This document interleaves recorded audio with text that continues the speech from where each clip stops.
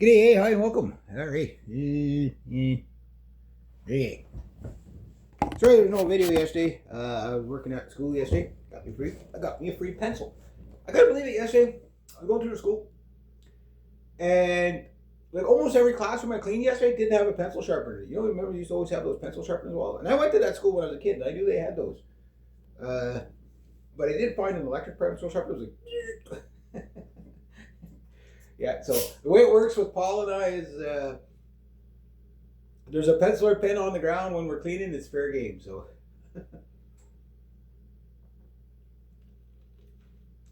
before we dive into the video, always got lots to say. Uh, um, was it? Yeah. Last night, I'm into chapter 4 of 2060 Dystopia. You know, I've been thinking a lot about this book, and you know how I'm doing like kind of the rewrite and stuff like that. And it's really interesting, you know, because like this book is kind of verifying itself in concept. Just researching how to like edit a book and stuff like that, and the people that I'm encountering, or their videos that I'm encountering, that shows like the progressive mindset in like these people can't just tell you how to edit a book without putting a progressive spin on it. Like it is just, it's like this book is so relevant right now. God knows. Well, it's probably would be illegal to read it in a couple of years, let alone in 2060. But yeah, it's like this girl. She looks normal. She's pretty. All that. Sitting there talking about her editing skills and stuff like that, and then everything always diverts to woke, and it's not just one of them. It's like it's the whole system, guys. Is completely raptured by woke, right? So we'll be talking about that. So this week in World Crazy, again, my new format. I know a lot of people want the World War III updates to come back, but you kind of get them in this in anyway. It's just it's not fully focused on that because we're at that stage where just everything is a scattered mess, right? You know, whether you're on the left, whether you're on the right, you got people on the right, like you know, just as confused as the people on the left now because like in order to go along with what's going on, whether either side, you have to kind of either double down in contradictions and your principles, or you have to just be like, you know, like hook, line, and sinker, go along with it, right? Now, Normie Norman always just goes along with anything, right? They're kind of irrelevant in that sense because they're not where the fight is. They just follow whoever's in power. That's, you know, always been the way, will always be the way. But it's the fringes on the edges that are, you know, again, that the history books are always written about, right? The radicals, right? It's not a left or right thing. It's just a, you know, this opposing ideology versus that opposing ideology, and the winner usually is the one that's most fanatical, right? Not a good sign. Not a good sign for our side.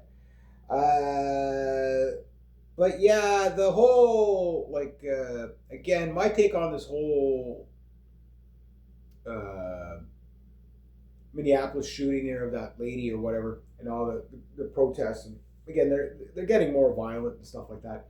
These people believe they're don't do not believe in rule of law, right? And I've always said it doesn't matter if it's on the left or on the right. Once people are convinced that there's no rule of law, that's when vigilantism and stuff like that happens. And up here in Canada, like for example, they're announcing the gun grab. Uh, Again, Carney's making a bad move here. I get he wants to appease his base, but I think in that if he goes through with this, like Trudeau brought us to the edge of the beginning of a civil war footing, right? And stuff like that. Carney has kind of dialed back a lot and put a lot of normies to sleep because they see him flying around the world making all these trade deals and stuff like that, which is, you know, what we pay these people to do. You could debate the merit of the trade deals, but we'll get into that a little bit later on. But at the end of the day, it's like it won't take much to throw a monkey wrench into the cogs, right? And that monkey wrench right now is the gun grab. Like it's completely uncalled for. Like if you are a intellectually honest person, you can clearly see whether you're left wing or right wing that this is not going to have any effect whatsoever on the crime rates. This has been brought on. It used to be called the Coalition for Gun Control, right? And they were funded by the UN through George Soros funded groups. They're now called something else. One of the leaders of it is Jen Rathjen, who was one of the Polytechnique survivors. I'm sorry that she had to go through that, but she's been a pain in the ass for gun owners for years, right? Thinking that if we just ban every firearm, it'll stop the problem, rather than addressing the actual problem of mental health issues, and why does this exist in the first place? It's the same reason like with the whole ICE thing, and people on the both left and right, what they miss is like they're arguing whether this guy was justified in shooting or not, and from the right, the argument for it is, well, she hit him, she tried to kill him. So, especially with all the violence and ICE agents that have already been murdered, these guys aren't going to wait to figure out what your intentions are. They're going to neutralize you, any way possible. If their pistol is the way they're going to do it, that's how they're going to do it, right? So practice self-preservation and don't put yourself in that situation, which this lady, you could debate her IQ level or whatever, or the Thelma and Louise kind of feminist mindset or whatever. You could debate all that, but it's neither here nor there, because this woman, I can guarantee you, had no idea of consequence. Most of these progressives do not, because they've never been held to account. Hence why they have to keep doubling down in contradictory ideas, even on their own side, right? That's why these people are mentally ill. They're just tearing their brain apart with progressivism. Just if you wake up in the morning and you're not a left-wing progressive, just count yourself lucky. You know what I mean? Because I wouldn't wish that on my worst enemy. You know what I mean? So from the right, it's like, well, in favor of he was justified shooting. There's a 3,600-pound object as a weapon. FAFO, right? If you're going to do something stupid, hurts, right? So yes, it's very clear that she intentionally turned the wheels towards the ICE agent when you see other camera angles. The one that most conservatives, they've seen one camera angle and it looks bad. It looks like the officer is actually jumping in front of the vehicle. But once you see it from the other angle and you realize she actually steers the vehicle into him and hits him, it's like, no, she intentionally hit him. That's just what was her motive for, was she just like, okay, well, he's in the way, he's going to move as soon as I start going, because nothing, I'm morally righteous or whatever, he's just going to move. But he, again, a vehicle might be faster than a human, and he gets hit, and he has internal bleeding. Now, some people say, well, it's probably just a bruise. Well, we don't know. You can internally hemorrhage from, a hard enough hit, right? But the fact that you got a bruise that's causing internal bleeding, that's a pretty hard hit, right? That's a pretty hard hit. So that's one reason why the conservatives tend to side with it. It's self-defense. And it's not up to that officer to figure out what her true intention is once the action is in play. Maybe she didn't intend to hit him at all, and just because she was stupid, that could be a part of it. But that's not his problem, to figure that out. It's not up to him to figure it out while the vehicle's charging him, right? Then the conservatives that don't agree with him are like, well, sure, he got hit or whatever, but he wasn't going to die. You know what I mean? And I don't really share that view, and I'll tell you why. Because it's like it's the intention. It's not about the outcome of it. You know what I mean? It's the idea that this vehicle is now an object in motion with an unstable person. Tension's unclear.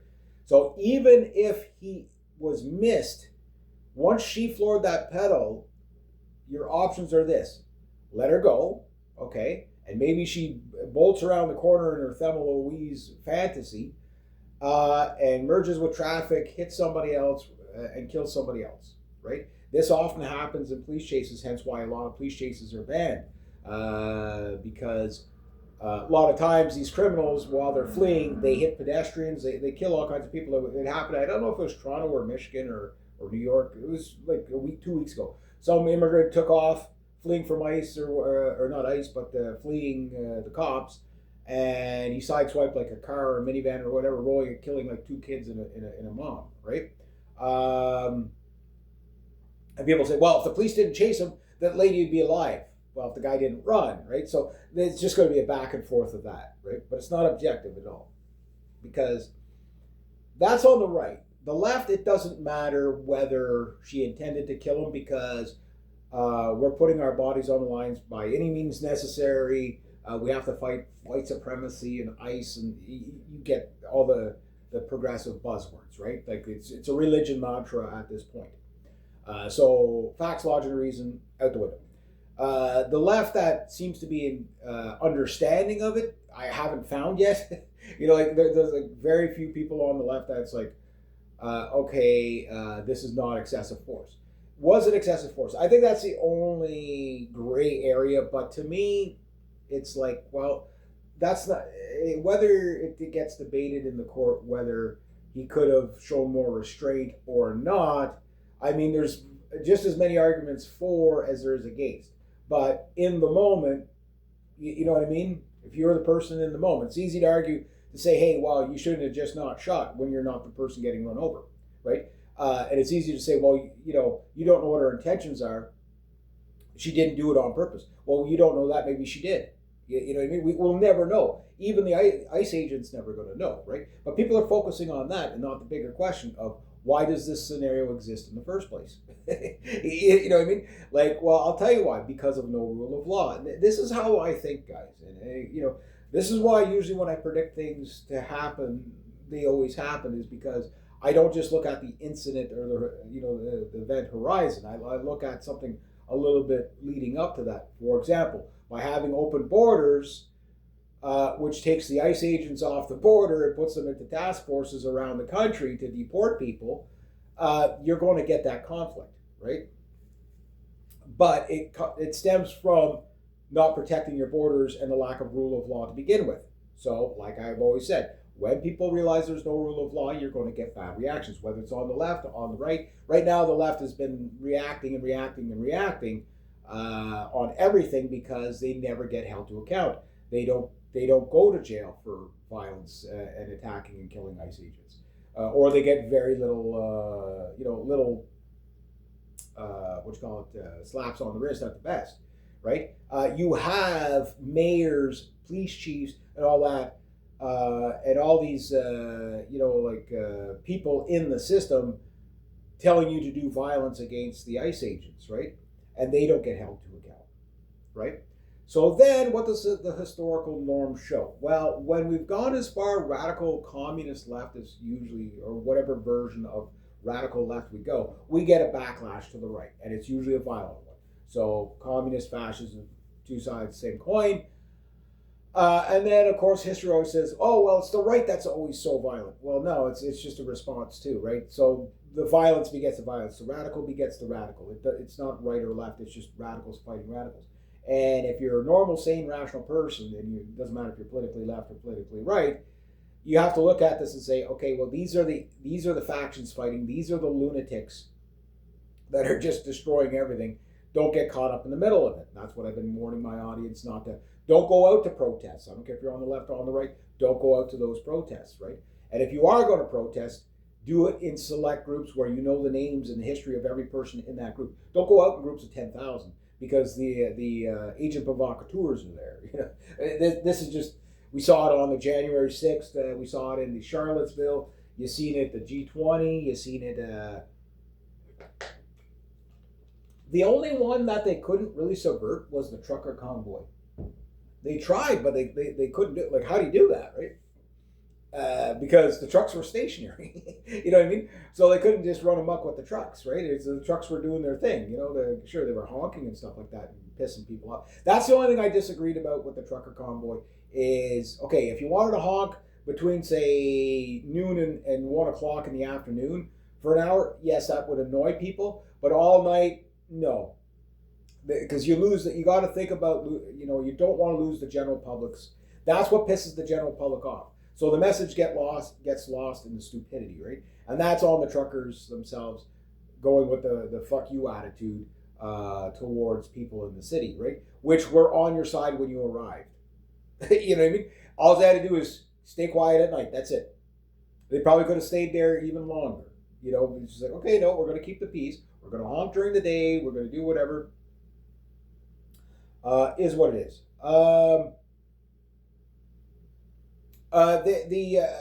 It doesn't really matter, but it does look like, yeah, the court decided that Justin Trudeau overreacted. I mean, anybody can tell you overreacted. I mean, the trucker convoy was probably the least violent right until the end when there was no reaction, right? But you could say that about most protests. So the pots and pans one, for example, annoying as fuck, but peaceful. You know what I mean? Yes, it's another leftist student cause or whatever, right? The pots and pans thing. Fine.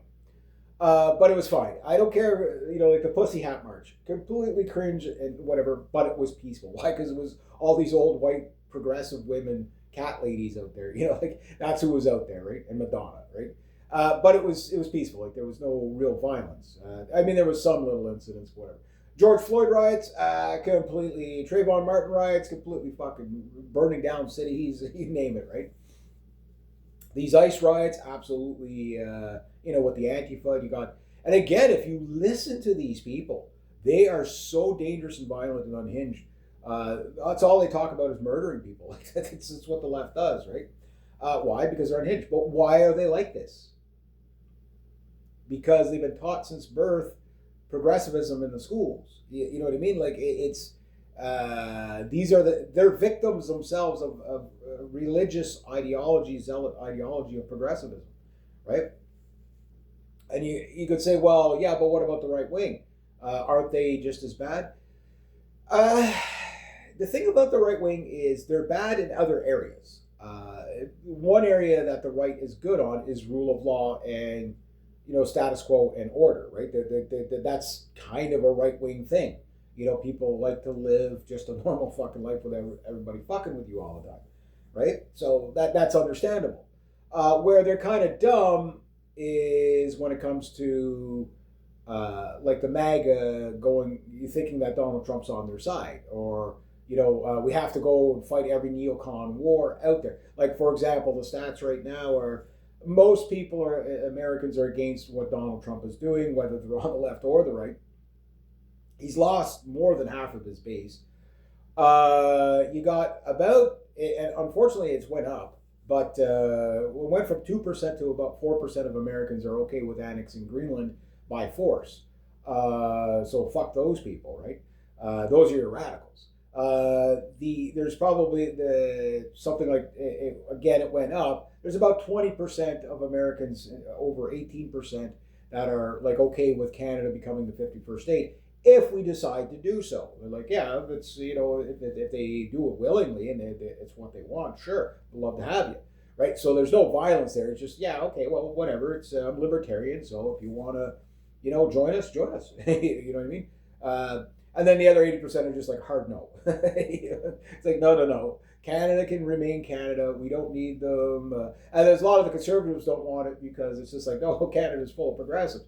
Which it's about 50-50. It's the same in Canada as it is in the States. It's 50-50 split. You got just as many radical leftists in Canada as you do in the States per capita.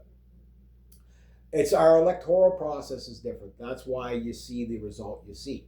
Otherwise, well, yeah, Pierre would have lost the election. Yes, it was a clean, fair election. Yeah, there was a few anomalies, but not enough to sway an election.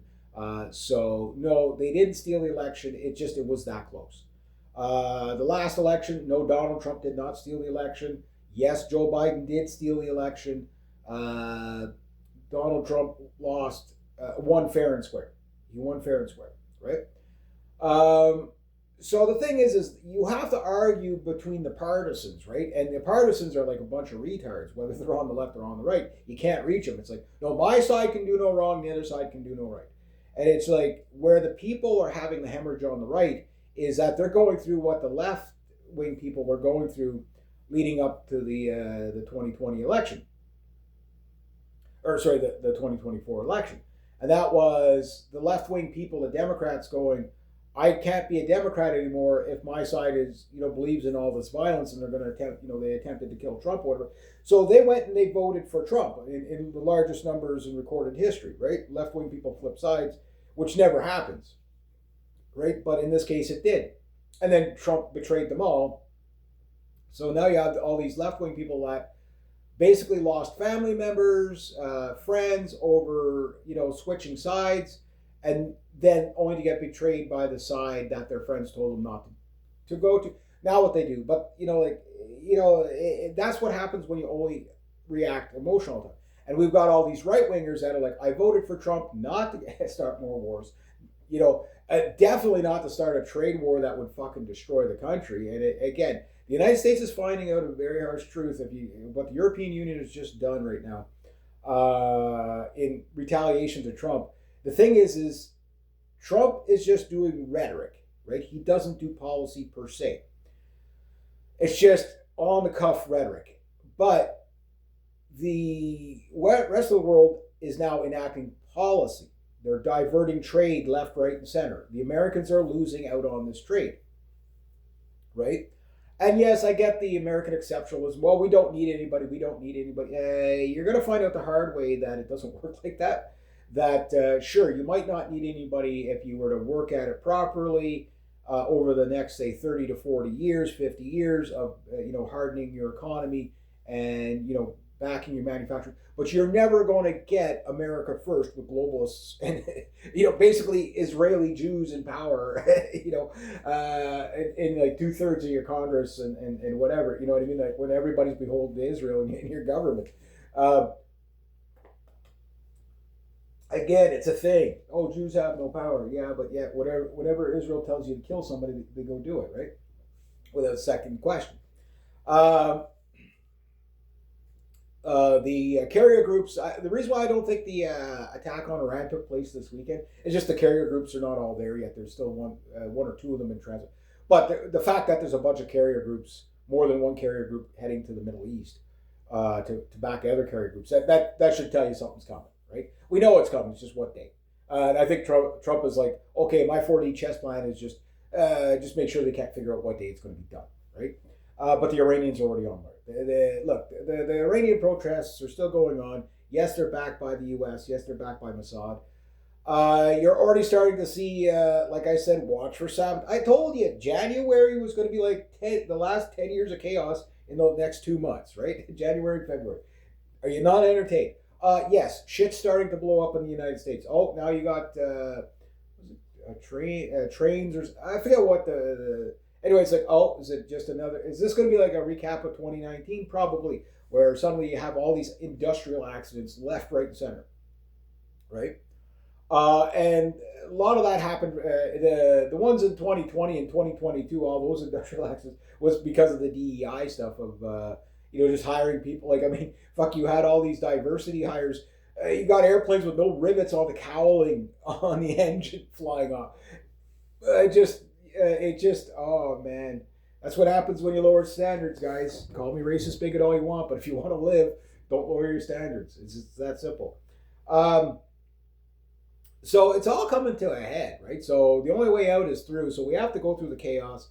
Up here in Canada, the gun grab, what I worry about that is how many people are going to get shot and killed by the RCMP. And yes, the law enforcement, military, they're all cowards, every one of them.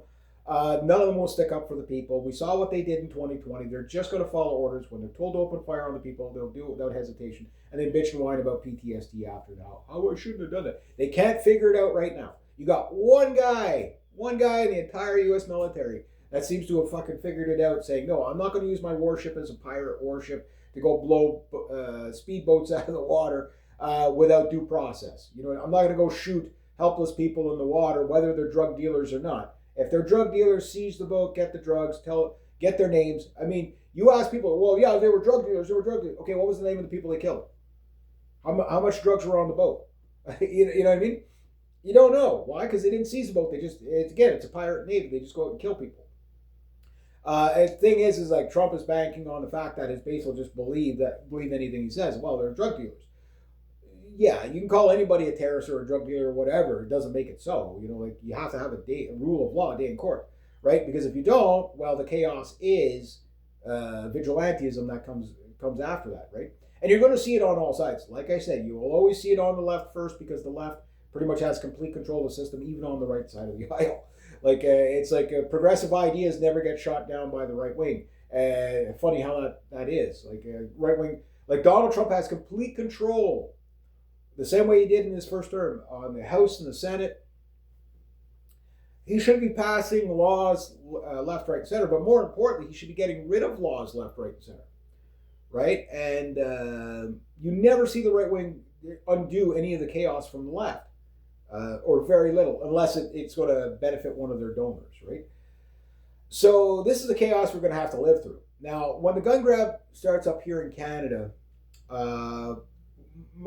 this is the scenarios that are going to play out, okay? A lot of people are probably, like, Nova Scotia, I believe it was either PEI or Nova Scotia, they tried the gun buyback trial balloon, and it failed miserably. Like, they only seized like 25 firearms, right? And there's like something like 180,000 firearms or something, or 25,000 AR-15s or whatever to get in that province or whatever. Like it's like just it's a complete failure, right?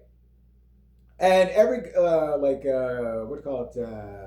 Rod Giltaca, like if you want to know the exact details of what's going on, and he summed it up. He says, look, provinces are so far you've got most of the right wing provinces, like saying no, our police forces are not going to go door to door and round it up. So if you're going to do it, you're going to have to do it federally from the RCMP, and no, we're not going to pay for it, and no, we're not going to allow the federal government to use attack our citizens and steal the.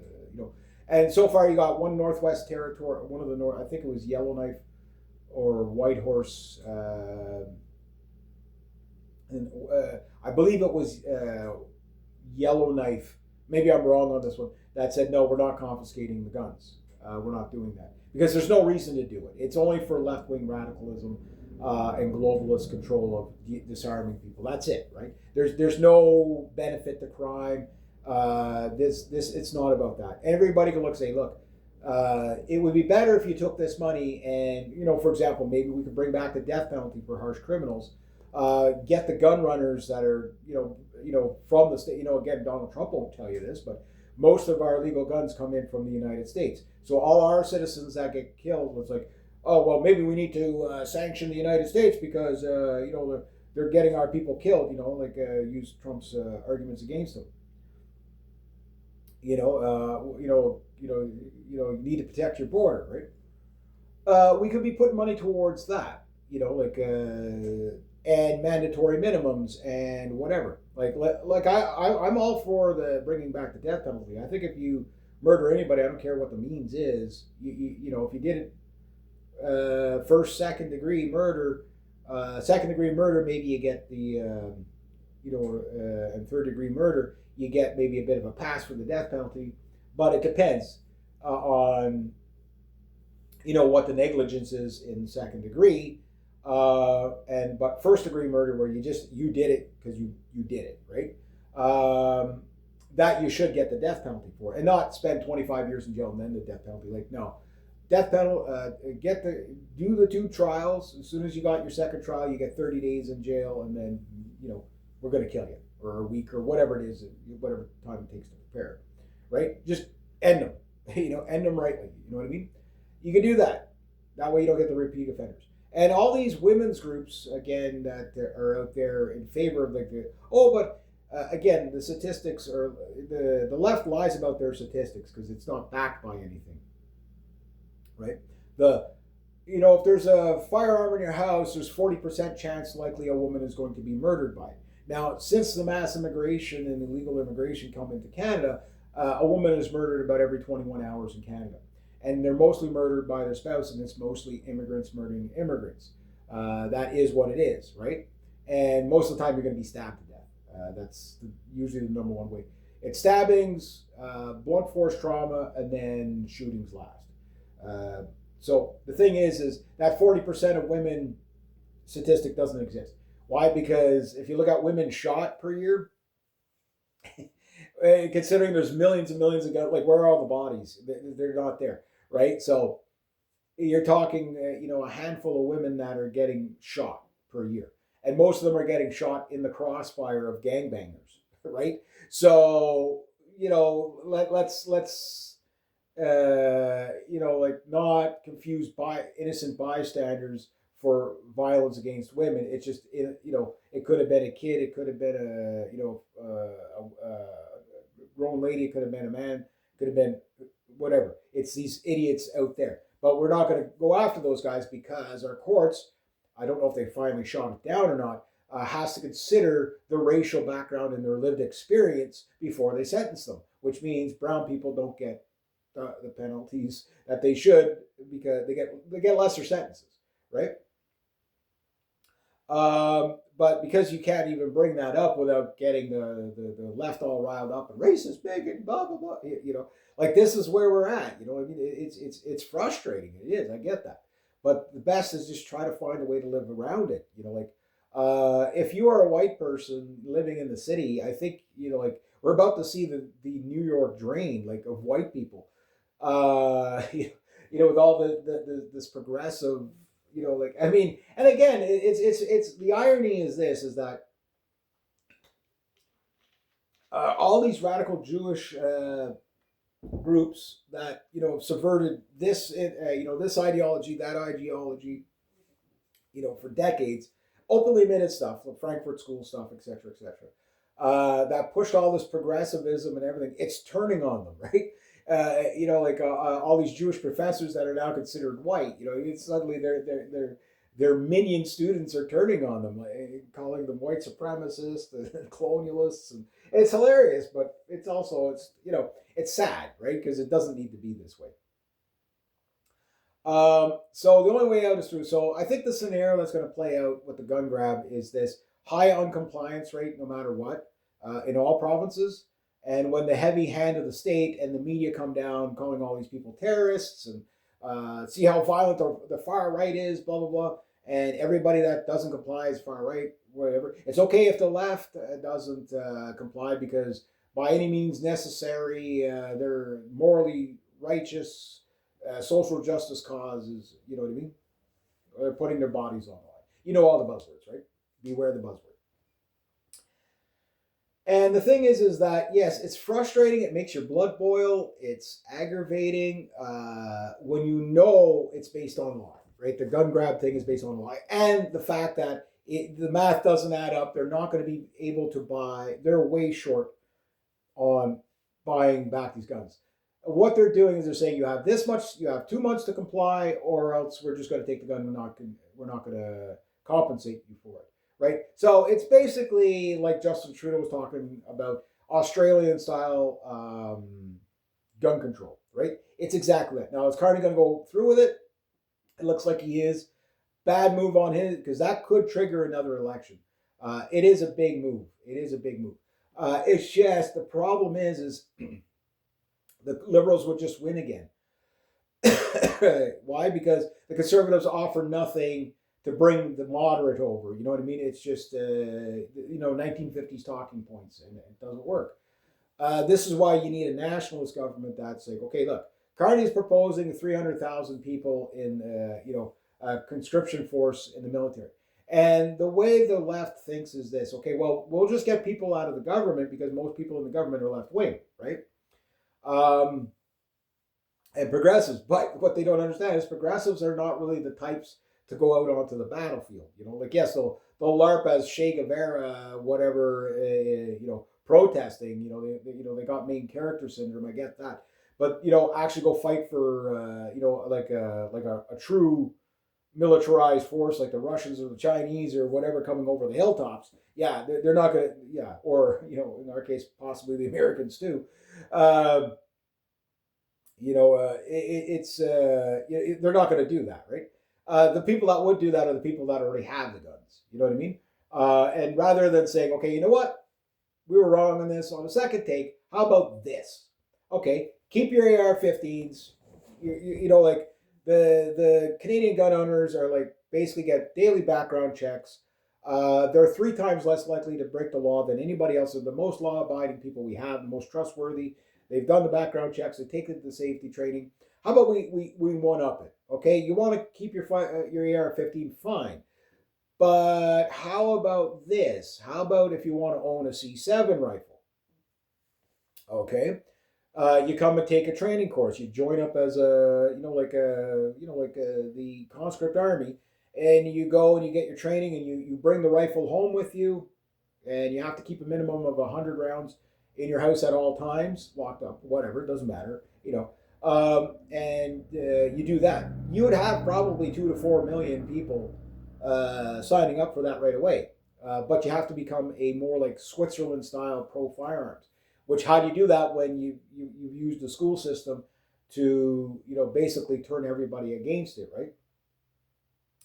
Um, it's not going to work out well. So the majority of people will probably comply, okay, but the thing is that like the gun vote in the early 2000s was a voting bloc that was able to sway an election. They're now not able to do that because we've got all these immigrants that can outvote us, and they always do, and they always will, right? So, but that's falling apart too. So the thing is, it's just chaos. But what the scenario that you get is because from the progressive left, the ones that are against the gun grab are not because they want people to have firearms. It's because, well, you might offend indigenous people. Like again, they look at everything from a racial lens, right? So it's like, well, we can't ban the SKS because some natives use that for hunting. We got to ban everything else. So as long as you're native, it makes sense for you to have firearms. But if it's anybody else, no, no, no. Why? Because they have this dances with wolves mentality towards native people, right? They truly think they live like that. And whatever. But rather than saying, okay, no, well, let's regardless of what your race is or whatever, you should be allowed to own property legally, especially when you're being criminalized, turned into criminals by paper and pen, not by actions. It's not because, again, like these AR-15s are not used in crimes, and they're definitely not legal gun owners using these firearms. Like illegal firearms are very rarely used in crimes. It's very, very low. So low that it does not justify this, right? But you have these absolutists, well, if we could just save one life, right? And people still buy that argument, like it's a bullshit argument. It's an emotional argument. It's appeal to emotion. It doesn't work. So even the people that think that this is going to help, it's not going to help, right? But what it is going to do is potentially set us up for a Louis Riel 2.0 thing. So picture this scenario. The gun grab takes place. They go onto a native reserve. Okay, they won't care if they do this to white people. You're going to get people that are going to say, "No, fuck you, make me. You can't have my guns." The RCMP is going to shoot those people, or the SWAT teams, or whoever they send, right? Because those cowards will just follow orders. There are no good law enforcement military. They don't exist. They just follow orders, right? And I get it, you need compliancy, but when it's bad orders, you know what I mean? When it's bad orders, right? Again, we saw what they're going to do in 2020. So yes, they're just going to do it. So they're going to go. They're going to kill people. If it's a white guy, the news will just put it. Well, here's a far right white supremacist got killed. Believing radical ideology and gun rights and property rights and all that stuff, right? So they'll demonize that person, Clive Bundy style, right? But they're going to end up on a native reserve at some point, right? And they're going to have to steal some guy's AR-15 that he legally bought, worked hard for. The guy's going to be a First Nations guy, right? And maybe you catch him on a Friday night when he's having a few drinks or something like that. He's a little bit riled up, or easy to rile up. And he's going to, from my cold dead head, fuck you, make me. And then he gets shot. Now you've got Oka 2.0 going on throughout the country, right? Because, look, white supremacy now just killed, to steal our firearms. So they're going to double down on the firearms. And how are you going to get those? What, send in the military? They might. I mean, they are retards. They would do that. But, this is a disaster waiting to happen. And it's brought on by the radical left. And Carney, again, if he was smart, just kick the can down the road. You know what I mean? Just give him, okay, just keep giving amnesties. Okay, well, next year. You know what I mean? But he has to appease this leftist base of his. But the leftist base, this is not one of their top issues. The top issues for the base is like housing and homelessness and that stuff. Like it's jobs. Like it's the same as it is on the right. So like pandering, like Carney was getting out of the gate, kind of doing the right thing from like a political point of view of okay, I'm going to trim my cabinet from the left, the radical leftists, right? He's done this twice so far. Why? Because he has to separate himself from Trudeau, right? But if you follow through with the Trudeau policy, which is an insane policy to begin with, it's going to be really, really, really bad. So obviously, I'm against this.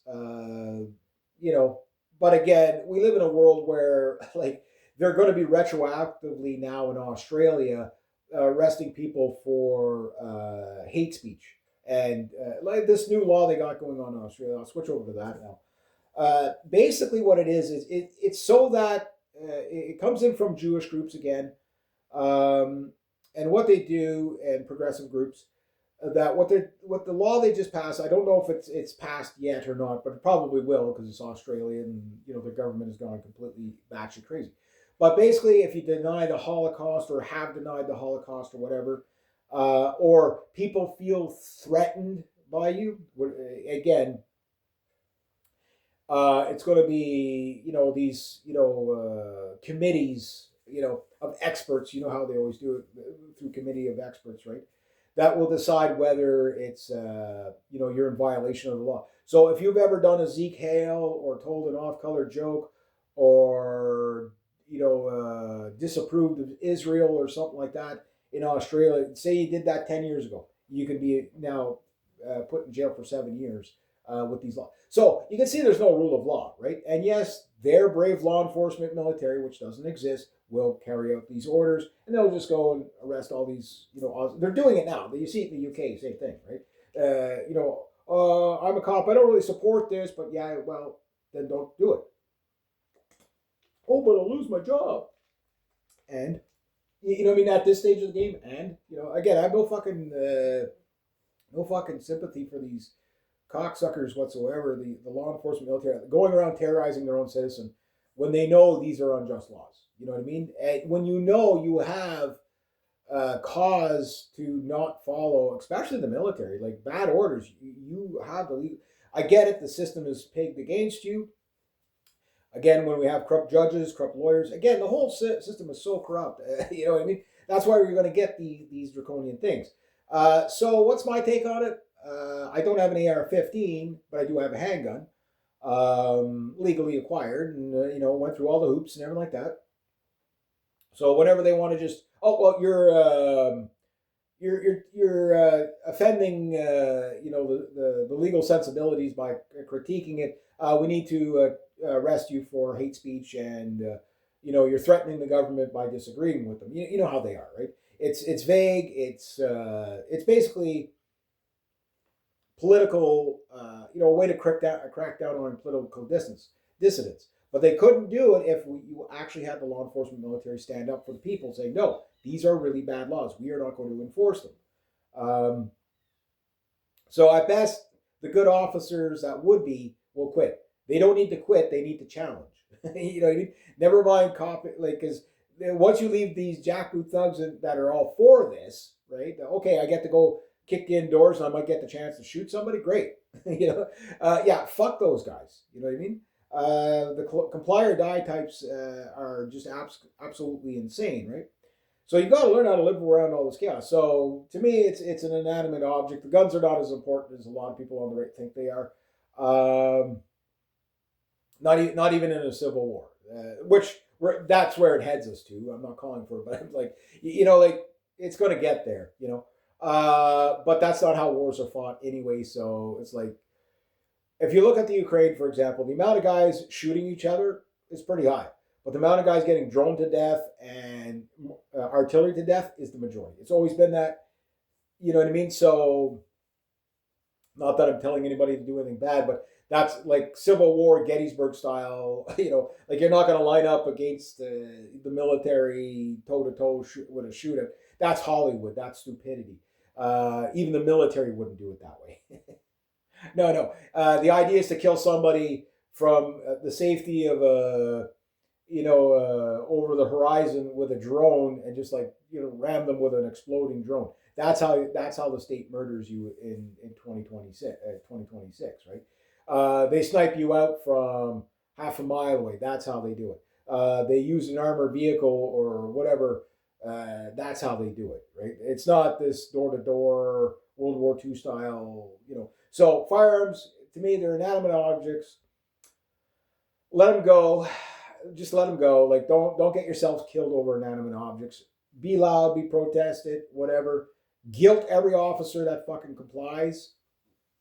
Let them know that they're shitbags, but do it gracefully so they can't use it to arrest you, beat you over the head, and whatever. Because a lot of these guys that are willing to do these gun grabs they're looking for an excuse to shoot you. Like don't be stupid, right? Pick your battles. We've lost this one. Okay, look, and it's not a black pill. It's just I want people to be realistic about the world we live in. It doesn't matter if the left or the right are in power when they're all subservient to the same globalists, right? Just the only difference is this guy wants to do it this way and that guy wants to do it this way, and causes the mob bosses fighting in the world elites.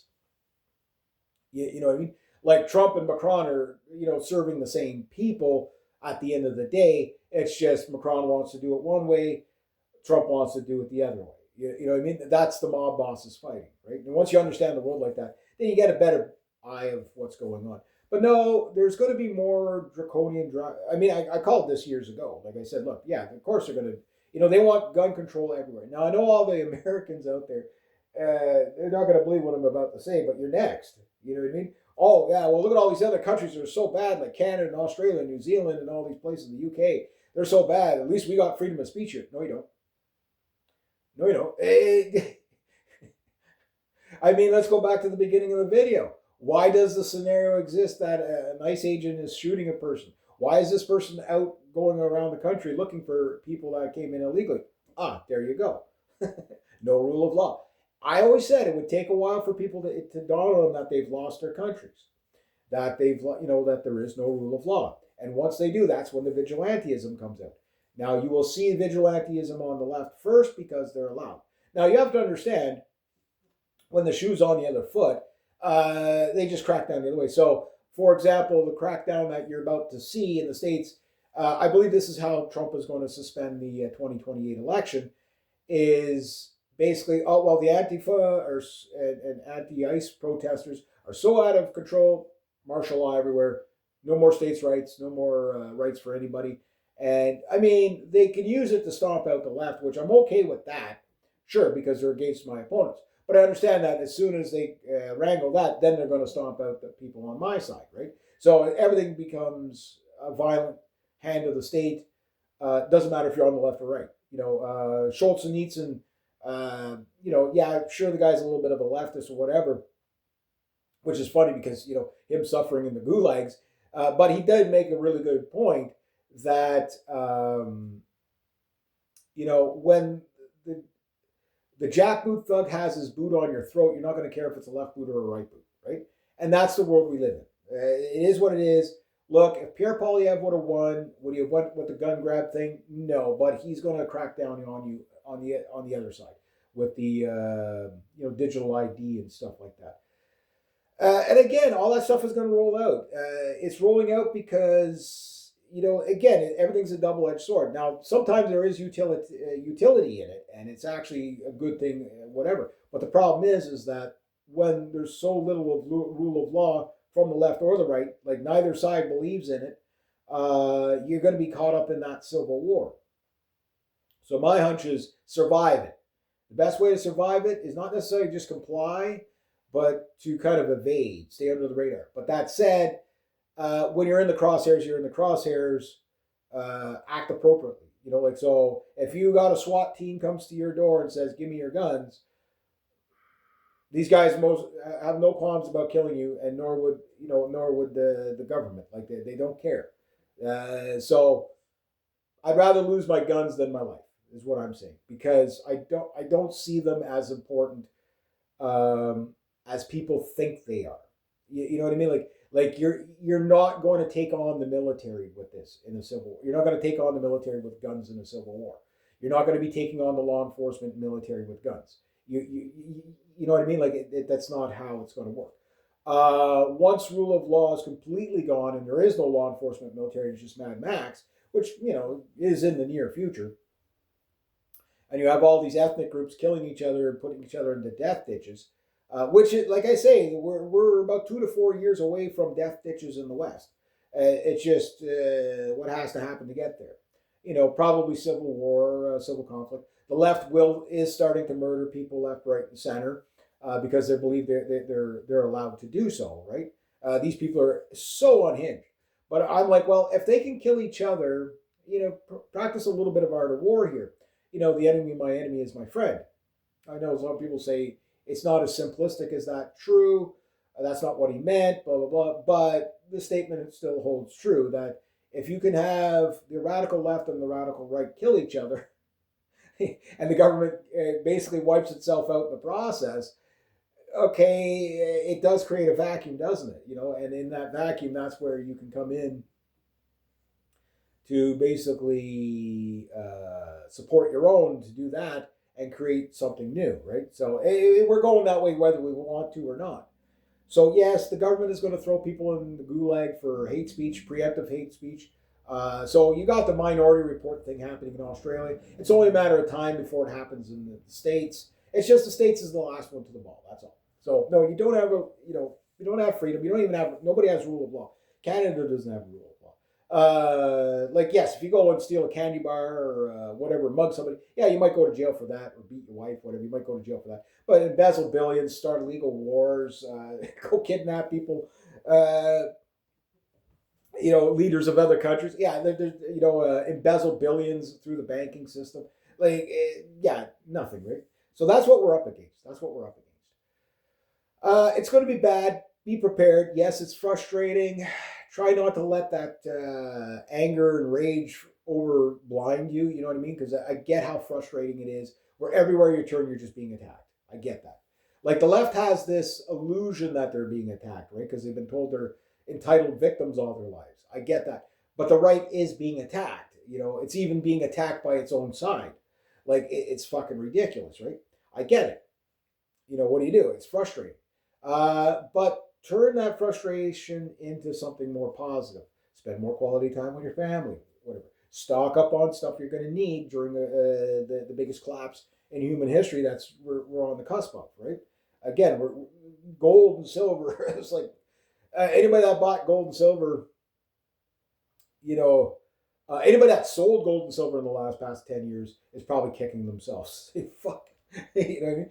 Let's say you had 100 ounces of silver back when it was $4 an ounce or something, or $2 an ounce or whatever, or $1.80 an ounce or whatever, and you had like say a couple like and then now it's like $90 to $100 an ounce. Holy shit! And just wait, you know what I mean? It's still on sale. The stuff is still on sale. I'm not giving advice here, but I mean like there's a reason why that is going up so rapidly, and every time it goes up, the world gets more chaotic and more dangerous. So you have to learn to live around the madness and the chaos.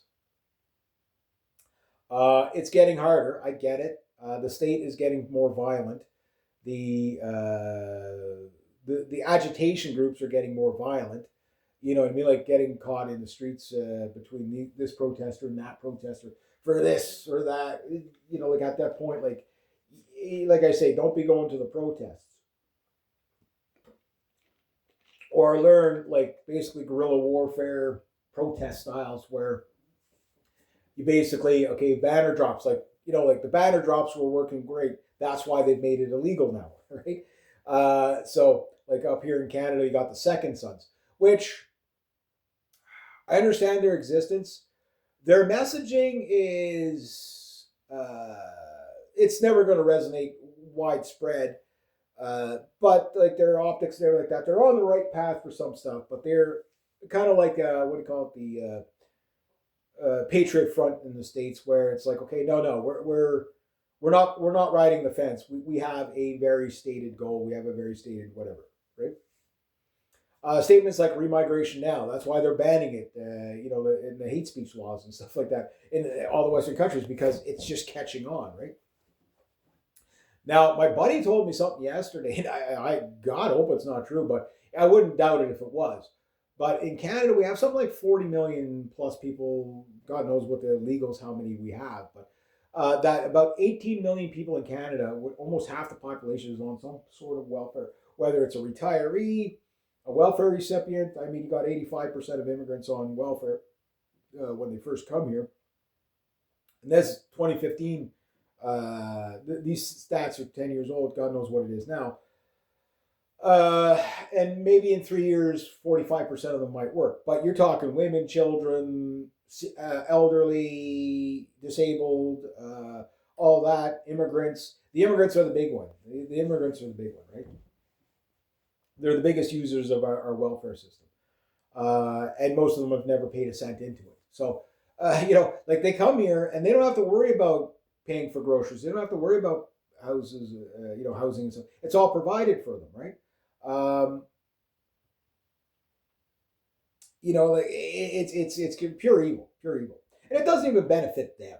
You know what I mean? Like, oh, great, you're gonna come here and live on welfare. Wow, now, mind you, it's probably better than living in some of these third world countries. I do get that, but it's still like, we're gonna end up. You're gonna just give it another 5-10 years. There would be it'd be indistinguishable between a first world country and a third world country, right? So those are the bad things that are happening right now that you need to be aware of. Now, on the flip side, okay, like again, I give you a balance report because yes, it's fun to just tell you doom, doom, doom all the time, but there is like this is the whole meaning of dystopia, where it's complete dysfunction mixed in with functionality, right? And when you understand it like that, this is where you can kind of learn how to live and navigate around the system that is very toxic.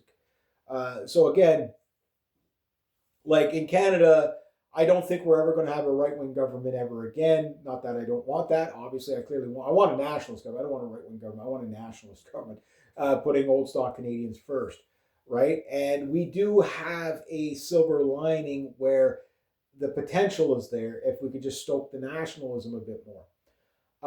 But on the other hand,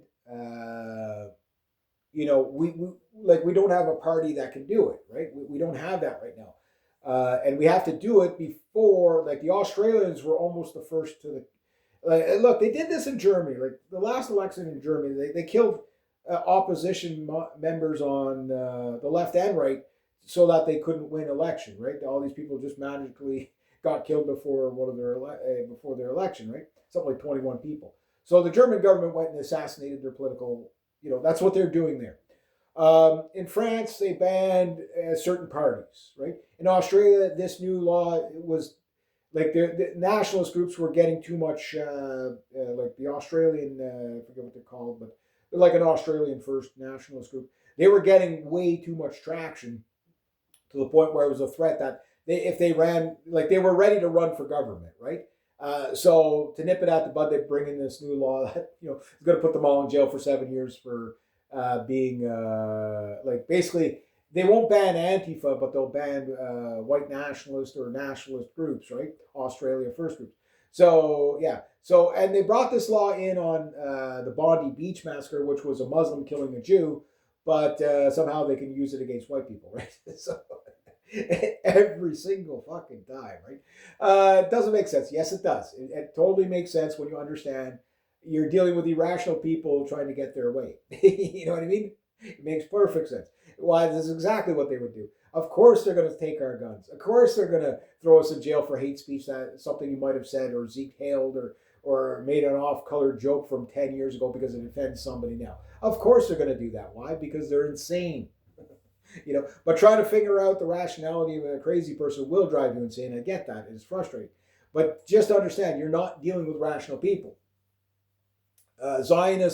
Right-wing Zionist neocons are not rational. Left-wing communist Zionist neocons, they're not rational either. Anti-white people are not rational. The normies are blind to all of it, right? And will just go along with anything. So yes, it's a very mega uphill battle. But you could also look at it a different way. Is like, yes, but will it not destroy itself over a long enough time period? Yeah. So what do you got to set up in your life to just live this out? Because look, some people had to live under 80 to 100 years of communism. We're going under something similar to that for about the next probably 3,000 years if we live long enough. I mean, we could, I mean, half of our world elites want to kill us in a nuclear war. Like, and the other half wants to kill us for biblical reasons. Like Armageddon, right? It's not just the Christians; it's the Muslims, the Christians, and the Jews predominantly that want their messiahs and Mashiachs and second coming and you name it. Like these people are all fucking insane. Like half the planet is insane. It's bizarre, but this is what you have to learn to survive around. It's a daunting task because and you have to understand, like while I'm writing my book and stuff like that, it's really weird when you put ideas to paper and you see it unfolding in front of you, and it's like the story I'm telling is fictitious, but yet it's based on such foundations of reality that we're experiencing now. And it's like you almost weep for it because it's like this is exactly where it's going to end up. And yeah, there's a lot of humor in my 2060 dystopia book for sure and stuff like that. The idea is just to kind of like sit back and laugh at the chaos of it all. That's what I always suggest people don't get so hung up on it and so butthurt. Breathe. You know what I mean? Like, just be thankful you're not on the radical left or on the radical right, believing in all, like doubling down on all this ideology. Again, through the Hegelian useful idiot thing, Hegelian dialect, problem, reaction, solution. Like right now, the right, Trump is using the leftist protesters to bring in martial law at some point, right? The left is going to counter when they get in power, and trust me, the United States is never going to see a right wing government again. It's the end of the United States.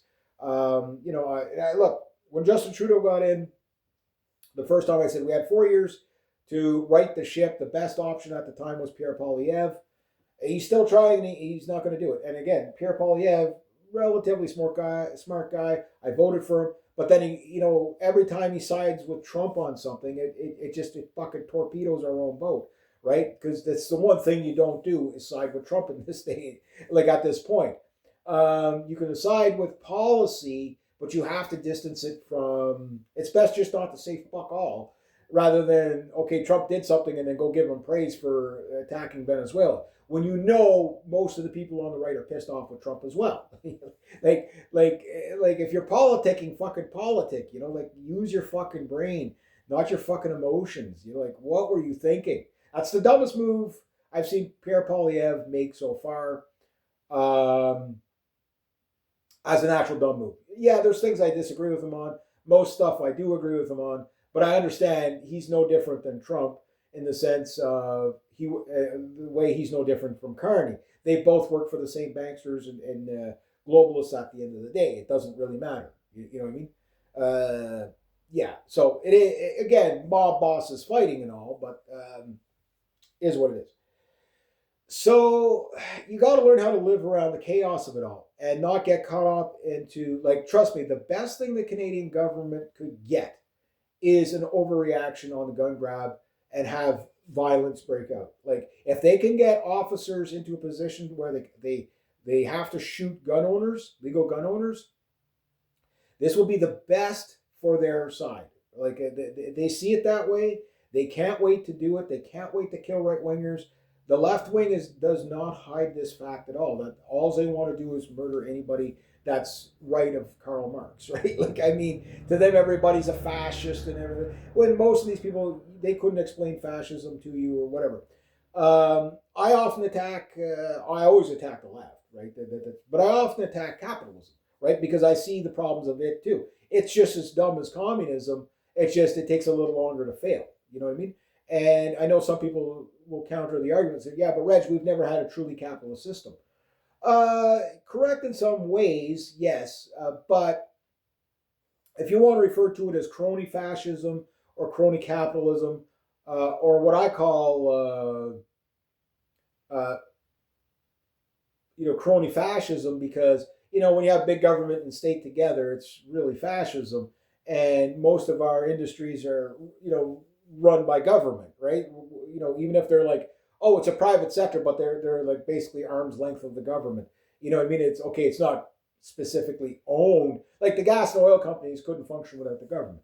The airline industries couldn't function without the government. So you don't have true free market capitalism. That is correct, but it is capitalism. But it's crony capitalism where they pick winners and losers. That's every government, including the United States. Like the United States, you get lots of Americans out there believe, oh, we're not a socialist country. Well, you're not a fully socialist country, that's for sure, but you do have socialism to a degree. Every country, pretty much, even Middle Eastern and third world countries have forms of socialism. It's just how functionable is it, right? So socialism in Sweden functions. It's dystopic, but it functions. Canada, it's dystopic, but it functions to a degree, right? The States, it's dystopic, but it functions, right? So you do have, food for the people programs like you do in Cuba. It's just the bread line looks different. That's all. And again, once you see it for that, then you can realize, what you're looking at, and the death of your country is based upon more the ideology, that's forming around dissolving it, right? Rather than its utility of how it can function. So, for example, while the ICE agents are like going toe to toe with the Antifa out there in the streets, people are still going to work at the auto factory, right? People, so that functions, right? The auto factory, okay, you've got people working there beside robots that are replacing your jobs and immigrants that are replacing your jobs. So it's dystopic, but it's still functioning, right? And it takes a while for this all to break down because it never fully breaks down. And this comes back to what St. Yuri Bezmenov was talking about under ideological subversion. The idea was never to collapse the Soviet Union, but always to keep it in a state of collapse. So in other words, if the Soviets ran the Sahara Desert, they'd run it out of sand, right? And the way it works is by creating shortages. Sound familiar? Well, it should. Gee, housing shortage, hospital wait time shortages, medical, in the States, medical insurance shortages, get you mad at the other guy, because you're more likely to be distracted by wanting the other guy to hurt more rather than like Catherine Austin Fitts, for example. I think she makes a good point. Look, we could hate each other broker, and we could hate each other with prosperous, be prosperous. I think that lady is very, very smart. Sure, she might be more ideological on the left to a degree, but when it comes to economic freedom, she's bang on. You know what I mean? And where Mr. Global puts the money, and like she says, nobody really truly knows who Mr. Global is. Like, is there a one powerful chair at the top? Is it just committees? Again, I think it's multiple factions, i.e. mob bosses fighting. So the Israeli faction against the anti-Zionist communist faction. Again, there's nothing new there. So like the United States, what they're about to come to the realization of, Americans, is that Donald Trump is the final nail in the coffin to the United States. That's the end of the United States. There's no more United States. It's USA in name only. The same way Canada is Canada in name only. We are now living in the post-national era. The difference is Canada is kind of has an accidental win of elbows up. And I know, cringe, elbows up. Guys, don't be so short-term sighted on this. You got to think about where that's going to go. And it elbows up is just a derivative of Hong Kong trucker convoy. That's all it is. It's directed at the United States right now because of the United States attacking us economically, blah, blah, blah, blah, blah. I'll talk about the China thing in a second. And the economy stuff, because it's very important that again, people need to know where they're at, right? So the thing is that Carney rode the wave of elbows up, right? But people are asking to again, the elbows up. Okay, most of the people on the right that are like, remigration now and all that, They're blinded by that, and I get that, right? But it doesn't really matter. All the immigrants coming in today, okay, they're going to starve to death anyway. Like, there's nothing you could do to save these people, whether you wanted to. It's just, does it happen in 10 years, 5 years, or does it happen by the end of February? I don't know. You tell me. We'll know when we know. But what you should be doing is, okay, well, going with the idea that, okay, we're not going to save the country. We're not going to take it back. It doesn't work like that. But we can control what we can control in our own sphere and environment, and make that a better place to either raise children, just live peacefully without getting killed by the state, or the agitators of the state, whether they're on the radical left, whether like the ISIS agent is just the other radical side to the Antifa. That's all it is. It doesn't. People don't appear understand it that way, but once you do, it makes a lot more sense to say that. And I've been saying this for years. Like, radical begets radical, right? It doesn't matter how informed they are or not. It's like the system will play itself out how it plays itself out. And it just ends up with a lot of people dead at the end of the day. It's just, are they going to be shot or starved to death? That's how this always fails, right?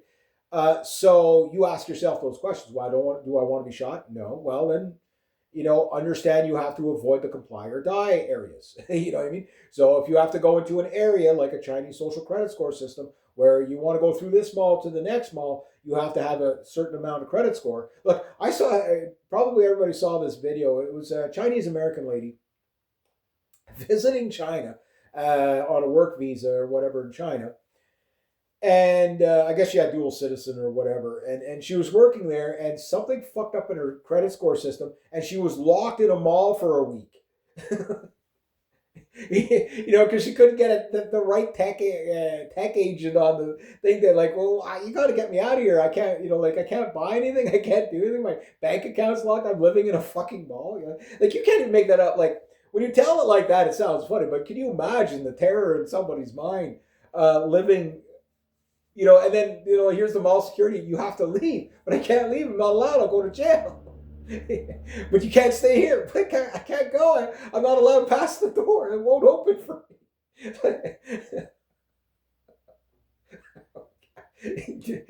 And I couldn't even fucking make that up if I wanted to. This has happened.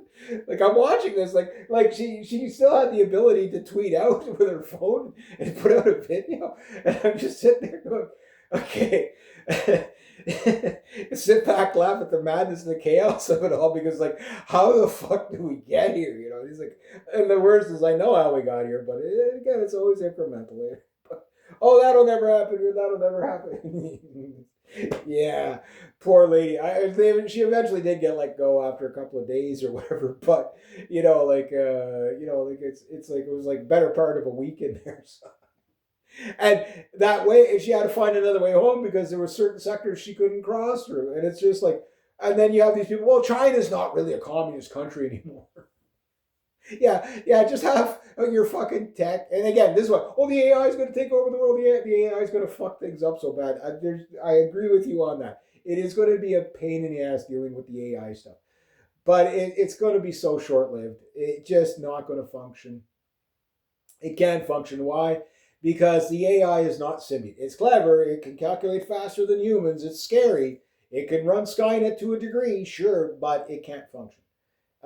It's not functioning symbiantly. It would kill itself if it did. The second AI goes, artificial AI really truly becomes symbiont, it will die of terror and fright.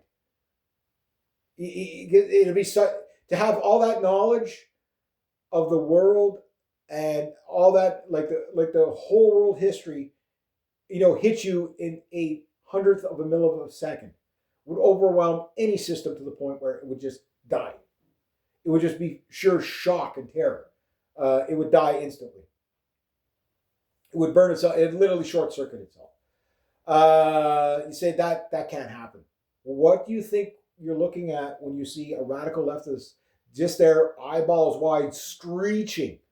That's what a dying brain looks like. That's what it looks like. It can't function anymore. It's past the point of insane. It's on its way to death.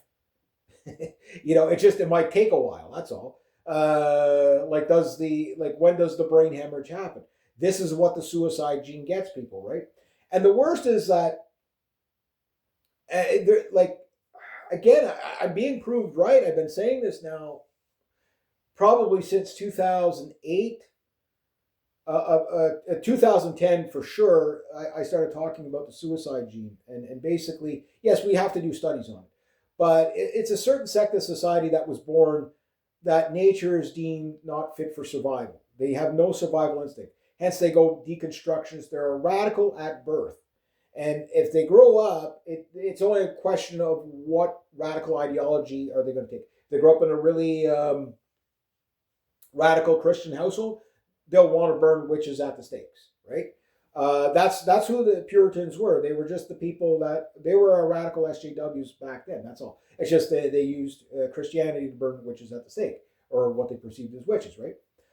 If they're female and they go to college, they become a blue-haired, screaming harpy feminist, Karen, and they die a miserable existence in fourth wave feminism, right? Maybe they live out their days as a cat lady, but very lonely because they're insufferable to be around.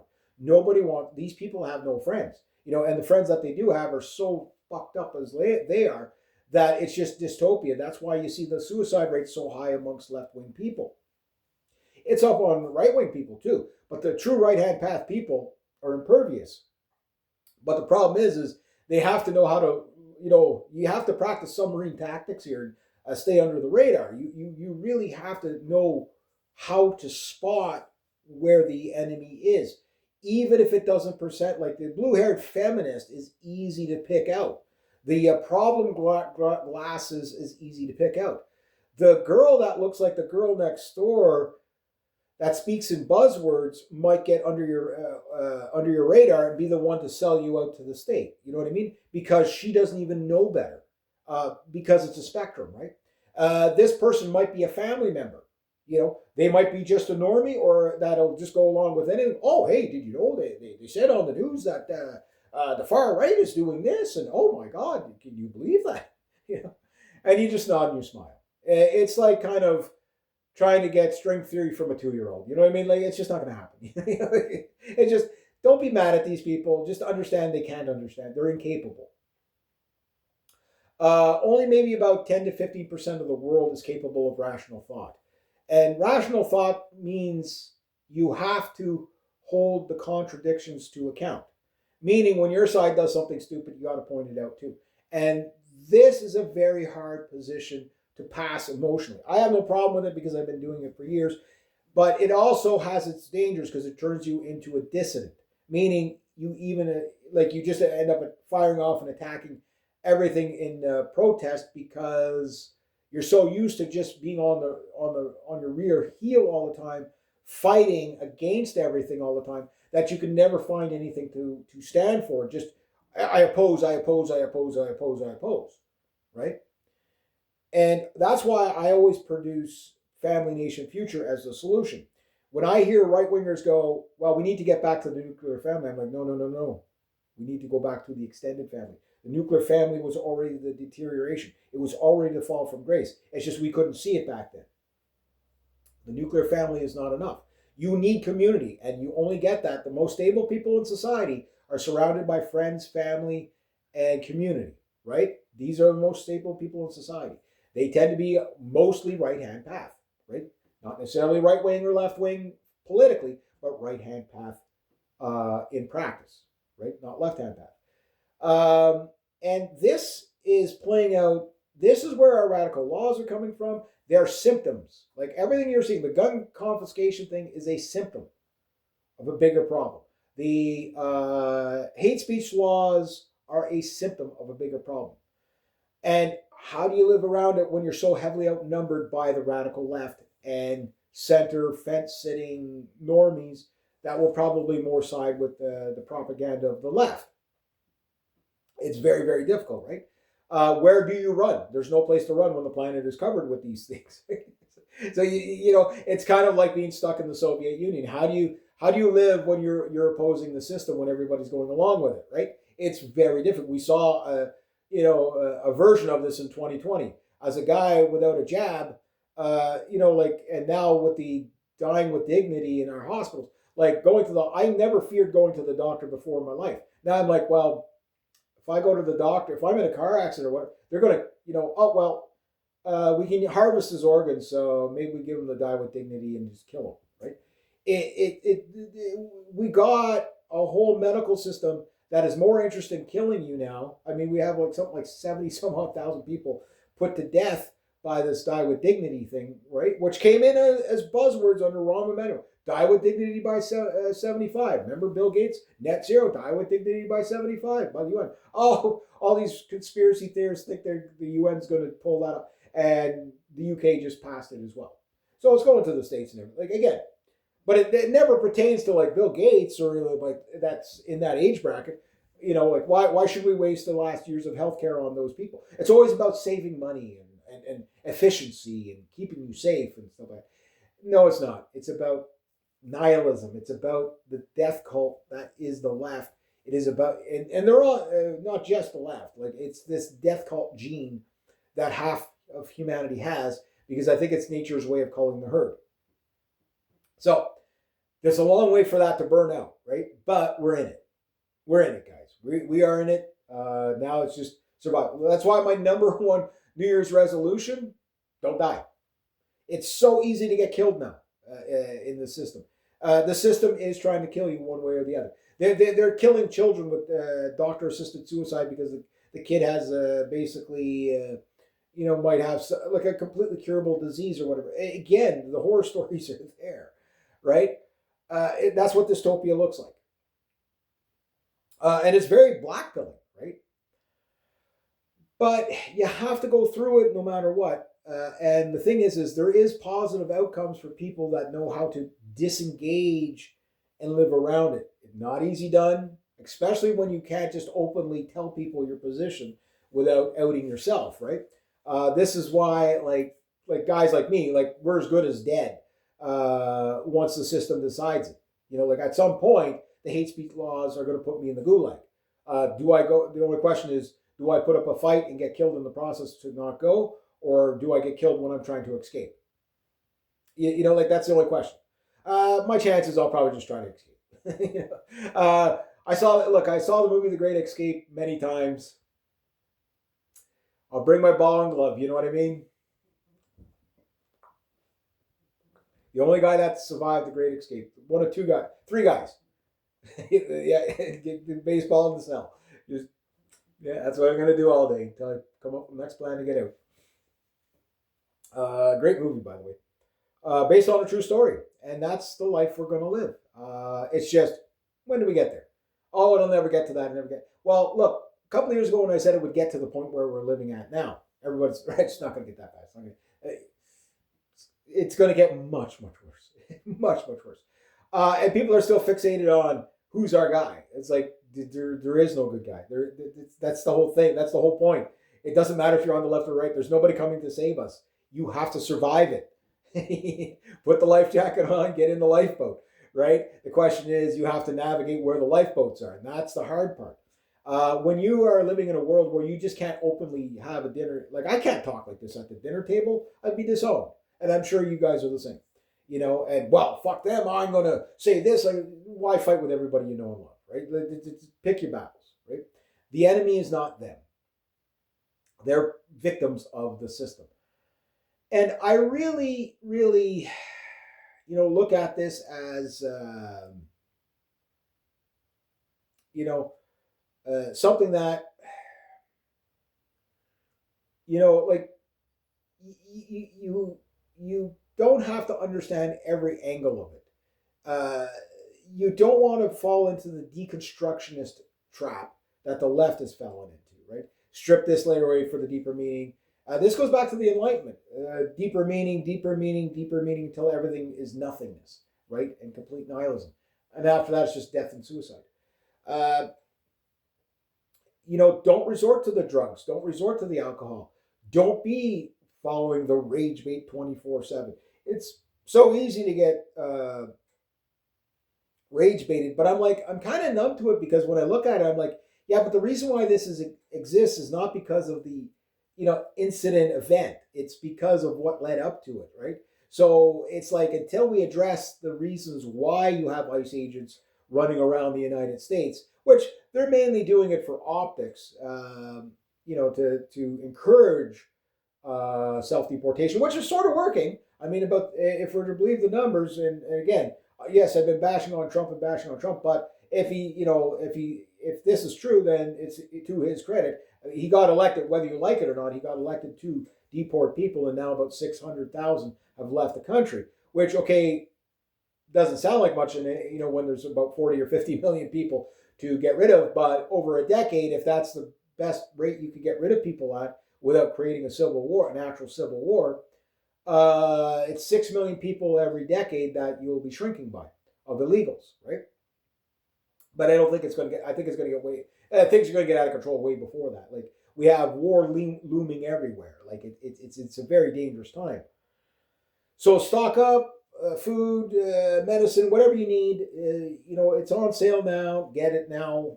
No matter how expensive it is, it's on sale now because everything's going to become unobtainium, especially as we're starting to see the sabotage wars kick up again.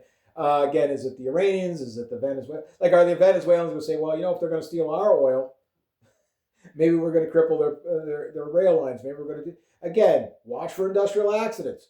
Like I've been saying, don't stand beside anybody prominent or famous because there's all these, like whether you're going to be taken out by an Antifa with a hammer or be shot, whatever, or the state's going to kill you. I don't, you know what I mean? Like just under the radar, you know what I mean? Now's the time to speak out is always now, and if not who, if not you, who, and if not now, when? Fine, I get all that. There has to be a process there, but there also has to be like nuance. Like you also have to understand the system that you're fighting is colossal and almost undefeatable. What you're trying to encourage more is to survive around a system that's about to kill itself. Are the world leaders trying to kill each other? Yes, they are trying to kill each other.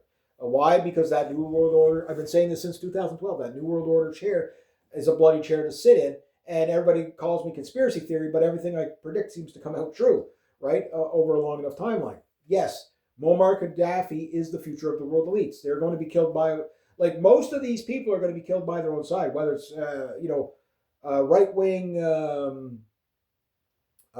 veterans, assassinating Trump, which seems to be the indicator most likely to happen, or the left-wing Antifa killing their own.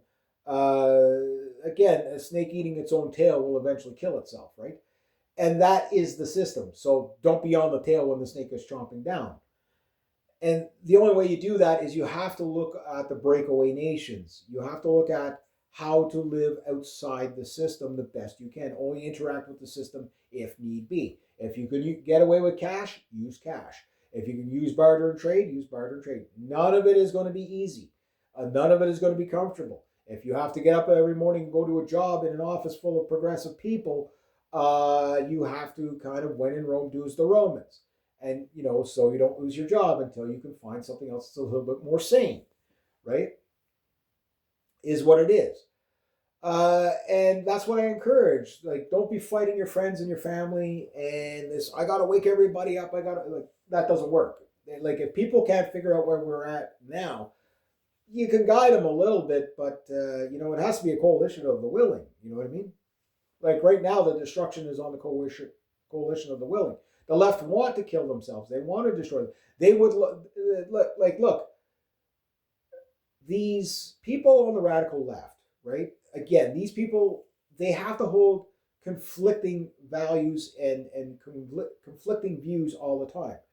And just because Donald Trump has betrayed the right wing, it doesn't mean that there's no good things on the right, right? And just because the radical left exists doesn't mean there's no good things on the left. Hence why I don't just jump. Yes, I'm more of a conservative person. I'm even more socially conservative. He asked me that in 1990, 1991, whatever. Fresh out of school, young man, whatever. Okay, I'm fiscally conservative and socially liberal. A typical 90s person, right? Uh, Now I look at where liberalism has led to. I see the self-destructive patterns, with the LGBTQ, all that stuff, all the progressive, the feminism. I see the nihilism for what it is, and I'm not just like, okay, it's destroying people. It's hard to watch to see people that would otherwise live normal lives being caught up in such brain hemorrhaging mind rot, right? But they're so far gone, watching a dying brain just sitting there screeching. It's like it's uh, its days are numbered. You know what I mean? But you have to let it burn itself out, and it's harsh. It's harsh, right? And it's cruel, but that's nature. You know what I mean? But the other thing too is to watch people blindly follow uh, really bad nihilistic, death cult stuff into Zionism and all that stuff. Like, I mean, it's one and the same. It just ends up with so many people dead. And the thing is that it can all be rejected, and if we could restore sanity to people. But the problem is when the entire system is designed, whether it's on the left or on the right, to nourish, rage bait and outrage, people are just angry everywhere. Whether, like, again, just angry at everything. Because they're being attacked. Like, everything is just attacking everything. It's Ragnarok. You know what I mean? It's literally the definition of Ragnarok. You know what I mean? Where everything just destroys itself. But maybe that is the rebirth. Out of the ashes, will come anew. But it will not come from a nihilistic death cult left. It will only come from a right wing, right hand path, uh, new humans, which the new humans, their brains are already rewiring. It's just we're not going to recognize these new humans for about 1,000 years or whatever when we look back and say, yeah, those were the people that were wired different from the dying population. They could see things and whatever. Maybe they put it into a book, maybe they whatever. And I'm putting it into a book right now, which is going to be disguised as just a fantasy novel. But those that will read it the same way George Orwell was a smart man. He understood. Look, I can get people through Pulp Fiction. I can reach them through that way. The people that will understand what I'm saying uh, and understand where we're going, they will understand it right from there and then. Hence why the book, has gained so much popularity. Is the story that great? It's not really that great of a story. It really isn't. But the warning, heeding the warning, that is the message. That, the medium was just a book. You know what I mean? But had he just come out at the dinner table and tell people, yeah, look, I worked in the intelligence agencies and this is what they had planned for you, you have no idea how sinister these people are. Well, that would A, get him killed, and B, nobody would believe him anyway, right? But you read it, it implants the seed.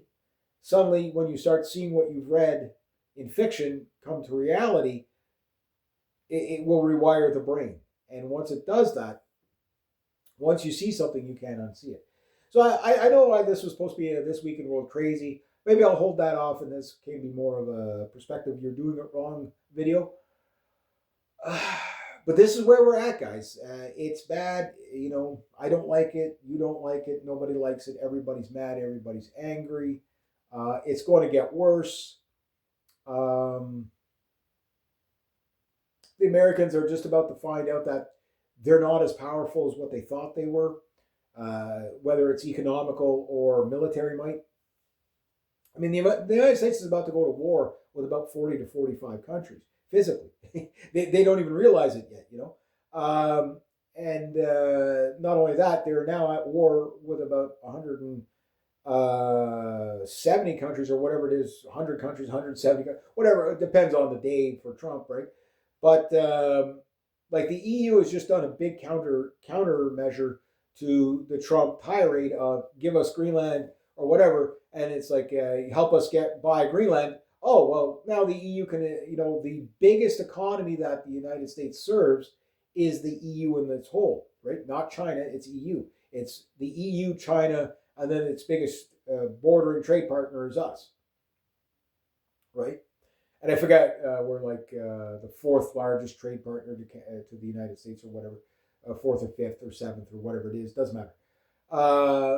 The point is that the Americans are about to find out that their economic power is going to be outgunned. It's Macron just fired the trigger. He just pulled the trigger on the United States. Macron, one of the worst human beings you can possibly imagine, is becoming the strongman of the world. He's taking a leadership role, which is strange.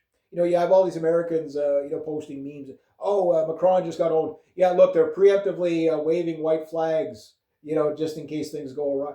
And I always hate that thing that they say about France from World War II. And it's only the Americans typically saying, oh, France just choked and they surrendered right away without firing a shot to Germany. And I'm like, you clearly don't know history. No, France did not just surrender to Germany. They didn't do that. They were polarized. Half the French people were on board with Hitler, half of them weren't. And it just happened that the faction that was in power was in favor of the Nazis, much as many other European countries at the time were like, yeah, no, we're favorable to the Nazis. They didn't surrender anything. And the proof was in the pudding, because the French people that didn't surrender fought with fucking single shot shotguns and pitchforks over an overwhelmingly well-trained German military. How dare you call those people cowards? You know what I mean? Like, pray you never are put in that situation. You know what I mean? Like, and it's arrogance, like, especially the dismissal from Trump of like the Canadian military, the stuff like that. And it's not about being butthurt. It's just about the arrogance of it, right? And it's just like, have you no idea? It's like the Greenlanders. One thing that they're really mad about is the betrayal. It's like Greenlanders bled in Afghanistan and Iraq for the Americans as allies, and just dismiss that. And look, the United States, okay, is a bigger military than the Kingdom of Denmark, right? Grant. Okay, so the United States is powerful enough to take on Denmark, okay, and Greenland. Okay, yeah, sure, you could probably militarily take Greenland. But now let's say, but it's going to cost you a lot of lives. The Danish soldiers are told, if you think you're being threatened, like they're trained to open fire first, ask questions later. This is a recipe for disaster. You have the Danish people all around the U.S. consulates in the Netherlands protesting the U.S., right? Because the U.S. is clearly in the wrong with this again. But why does this scenario exist in the first place? It's not just because, right winger bad, Trump bad. No, it's because globalism has destroyed the fabric of everybody's society through moral relativism, through progressivism, through Zionism, all that stuff, and through globalism, right? This is just the end result of it. It's, again, everybody wants to be the king of the world. And it's a bloody chair to sit in, right? But the thing is that, yes, the Danish soldiers were few in number going in the French soldiers and the German soldiers and, like the coalition forces that showed up in Greenland. And yes, most of them have left now. They did a little drill there and again, it's the same. It's the posture is just kind of wink, wink, nudge, nudge. We hear what you're saying, but just know that we can show a presence if we want. So yeah, but it's 15 guys. Yeah, but that can turn into 15,000 or 50,000 guys overnight. Give it 6 months, whatever. So the United States, let's say Donald Trump gets what he wants and he does airstrikes on Greenland and kills 50,000 Greenlanders, which is right away the United States gets sanctioned around the world. This is already partially taking place to the EU's response to Trump's 10% tariff on everybody. Okay, we're going to enact anti-coercion laws. France is the first one to do this via Macron. And what that means is the United States just lost jobs. They don't know it yet, but give it a week, 2 weeks, 3 weeks, because now the EU is going to counter the U.S. threats of coercion to trying to annex Greenland, right? Which is going to cost U.S. jobs. So you're losing business once again. You're not making America great. You're not forcing companies back home. You're just isolating the United States from potential customers. And that's all that's happening. So now you got Canada doing it with this big fuck you move to China, which I'm not happy about. Don't get me wrong. I'm not happy about the idea of becoming closer to China. And there's Americans out there going, oh, well, Canada's just betrayed the United States. I'm like, are you fucking kidding me? Why do you think the scenario exists? Oh, okay, here's the scenario. You come home to your wife. Okay, you're a bitch. I don't need you. You're a fucking parasite. You owe me this. You owe me that. And I'm telling you this because I need you to become more loyal to me. Guy leaves. I don't want anything from you. I don't need anything from you. Whatever. Okay, and he comes back to a note saying, I'm gone. I'm left. Fuck you. She left me. Well, Trump, Canada, I don't need you. We're going to annex you. We're going to basically use military force against you and your neighbors. Or we're not going to rule out military force or just not answer the question when it comes to Canada. Whatever. We're going to, destroy you economically so that you become a part of us. So we become more loyal, blah, blah, blah. Yeah, that's going to work. What? They're moving closer to China? Like, look, I understand. I'm not happy about this. The last country I want to improve relations with is China. Because, it's out of the frying pan into the fryer. It's just coming from a different angle. You know what I mean? China already has too much of a foothold in Canada to begin with. Nothing against the Chinese people, but the Chinese government is pure evil, right? Like, we already discussed this, the lady in the mall, right?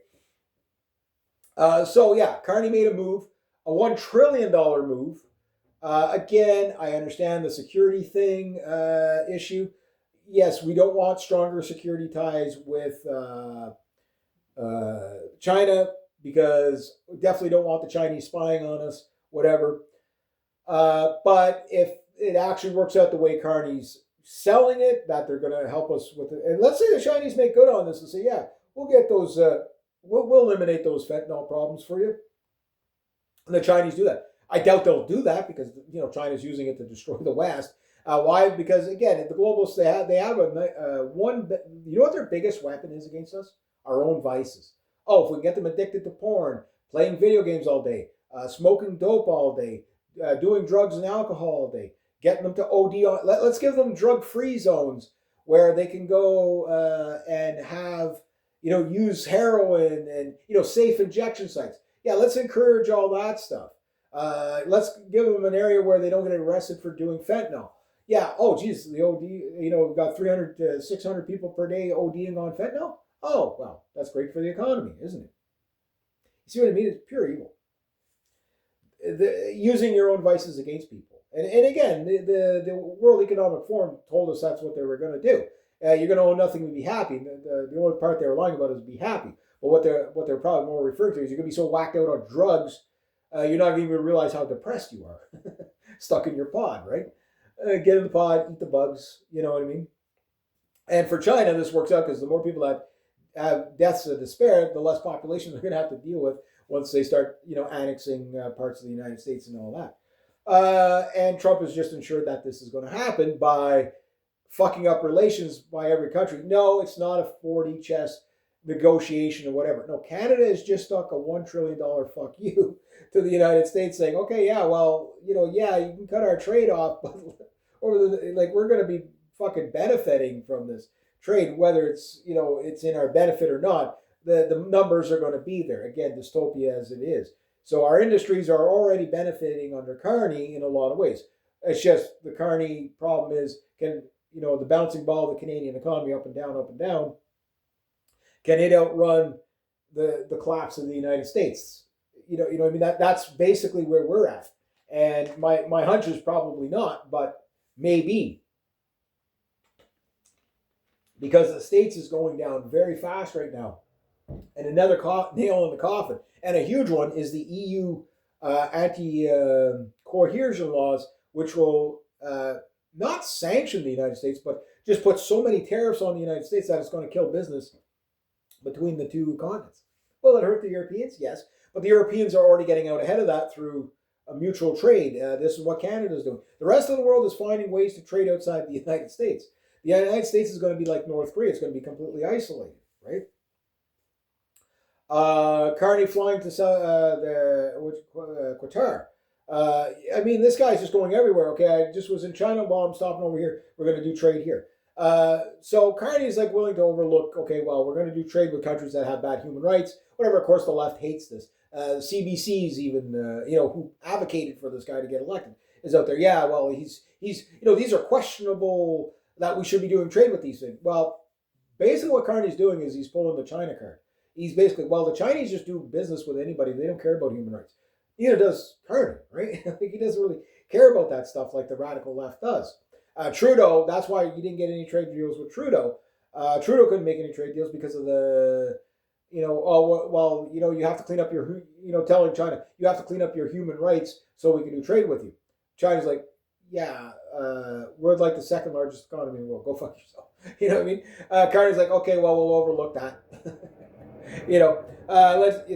But again, it will backlash on Carney if the Chinese get too much of a hold, right? Which this also, Trump's response was, well, maybe, well, good. They need to make deals with China. Kind of like, oh, I don't care. He cares. Trust me, he cares. This will be used by the U.S. administration to as a pretext for a war, a shooting war with Canada. Oh, well, they're becoming China's in our backyard. Like, look, Finland, Norway, Denmark, Sweden, even the Russians, which I don't trust the Russians, but they're all saying the same thing. There is no Russian warships in Greenland's backyard. There is no China's not all over Greenland. They have some trade deals with them. That's it. There's no naval presence of China in in Danish waters in Greenland. It doesn't exist. This is a fallacy. Another Trump lie. It doesn't exist. The Russians pass, and the Chinese, yes, they'll do joint exercises in the Arctic with the Russians once in a while, in that side of the pond, right?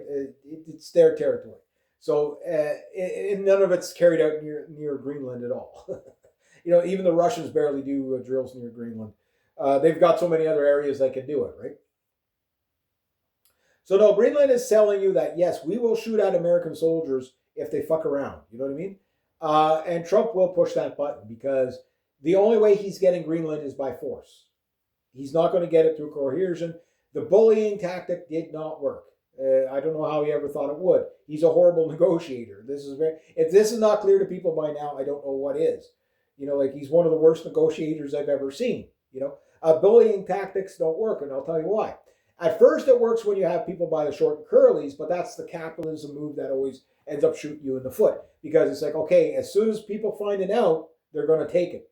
You know what I mean? It's like, okay, that's why trade has to be mutual. If it's not mutually beneficial, which the Canadian and Chinese trade, most of it is probably going to be mutually beneficial. They've reduced some of the tariffs on the canola. Yes, Doug Ford and Pierre Poilievre are very angry with the EV thing, but the consumer is probably, unfortunately, going to be the swayer here, where it's like, well, if I'm going to get EVs cheaper, like the people that are going to buy an F-150, the EV thing doesn't matter to them. But the people building cars, okay, that are working in the EV section in Canada and the United States, it's going to affect them. Why? Because Teslas are overpriced. Ford built the Lightning, which didn't do very well. It's overpriced, and it's not really a functional truck. It's a cool idea and cool concept, and I think it should be available on the market for those who want it. But anybody that wants a working truck or working class people, you can't be on the whim of a charging system that takes like a day to charge your vehicle, right? Or hours to charge when you have to be on the go and go pick shit up, right? And you can't have your battery dying when you're halfway up a hill with a cart load of a trailer load of cattle, right? You really, so long live diesel engines and the petrol engine. So we're not there yet. I'm not saying that technology shouldn't exist, but yes, China, they're going to come in. They now are going to get a foothold. I'm against the EV foothold, but it's a bit of relief to our farmers, which is a benefit. We'll see how it plays out. I'm sure the farmers will still bitch and complain. But if it's a step in the right direction, it's better. Might not be perfect, but it's better. And better's better. Better's better. And Carney is doing that. It doesn't mean we're not in the same dystopia that the Americans are. We're just taking a different route through the dystopia, which might be a more organized one. But it has its, drawbacks as well. Like if we go full retard, and in a lot of ways we already have, like Australia to ban political. Again, it's like right now is when the nationalist groups need to be in power because if not, they're going to be basically voted out of existence. Meaning, oh, well, you have the wrong political views, you can't run for office because that's illegal. And again, if the Germans are willing to execute their political opponents, the Americans are willing to do it. The Australians are now banning political opponents basically through these new hate speech laws. To the point where all the nationalist groups have basically disbanded because they know that the leftist Jewish judges are going to pass these laws, right? And again, but the upside is, and the leader of the Australian National, he makes a good point. He goes, well, the only thing that this shows is that like all laws are against white people. Like, you know what I mean? You have Aborigine Australians out there screaming to the high tops, no, keep the white man system in place because we're going to be fucked when the Muslims take over, right? Like, it's bizarre to watch, but there it is, right? There it is. So yeah, the economic hits that are coming to the United States right now, in retaliation to Trump's tirades of, okay, well, we're going to basically extort the EU into submitting by bully tactics, using coercion via tariffs. Well, the EU said, fuck you, make me. Okay, you do that, we're doing this. So basically, Americans are going to lose more jobs, with all this chaos. The American economy is not growing. It's not sustainably growing. It's being stimulated like through the data centers and the rash of people that can finally send in their renewal of their their health coverage money. But that was like 24% of your GDP growth of people just being able to, because of the postal shutdown or whatever, the government shutdown, now finally being able to get mail out their renewals, right? So it's not true GDP growth, right? And the Trump administration is in a dire mode because it has fucked the economy so bad. Like, it's going to take decades to come out of this, even if you tried.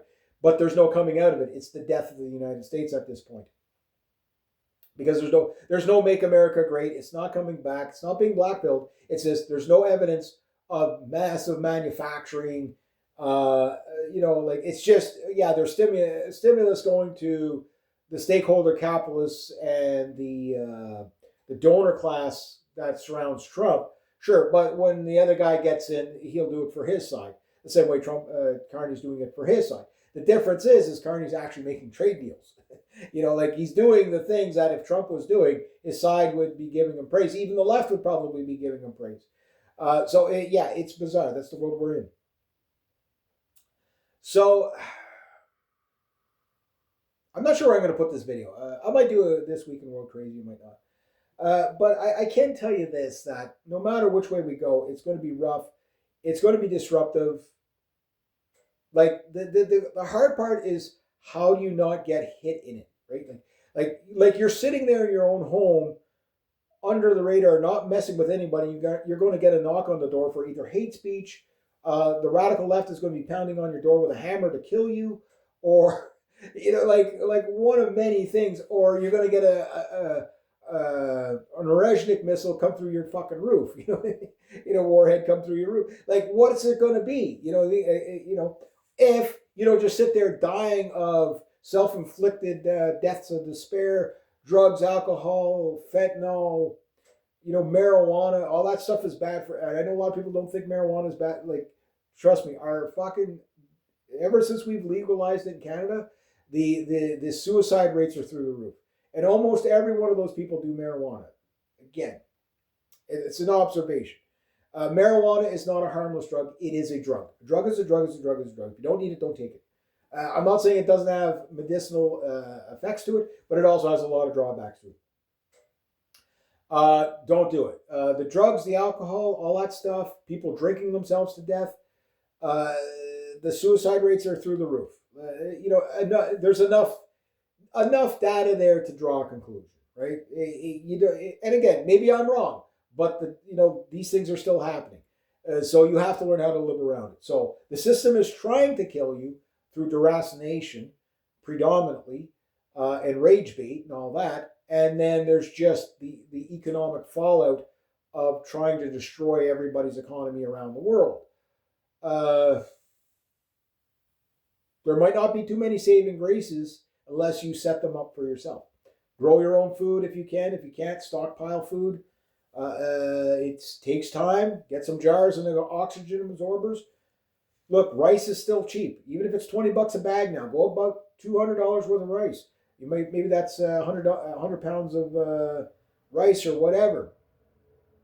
Do this every year as much as you can. I'm not saying panic buy, but I'm saying be strategic. But get enough that you have a buffer zone, and then create yourself a pantry. Even if you're in an apartment building, you can always create a pantry somewhere, either in the cupboards or whatever, and just like stockpile dried foods that you can, when the power's out, for whatever reason, through either economic sabotage of destroying people's rail lines and power substations through these economic warfare that we're seeing, and like the sabotage war through again, it's the blowback, just living through the blowback, right?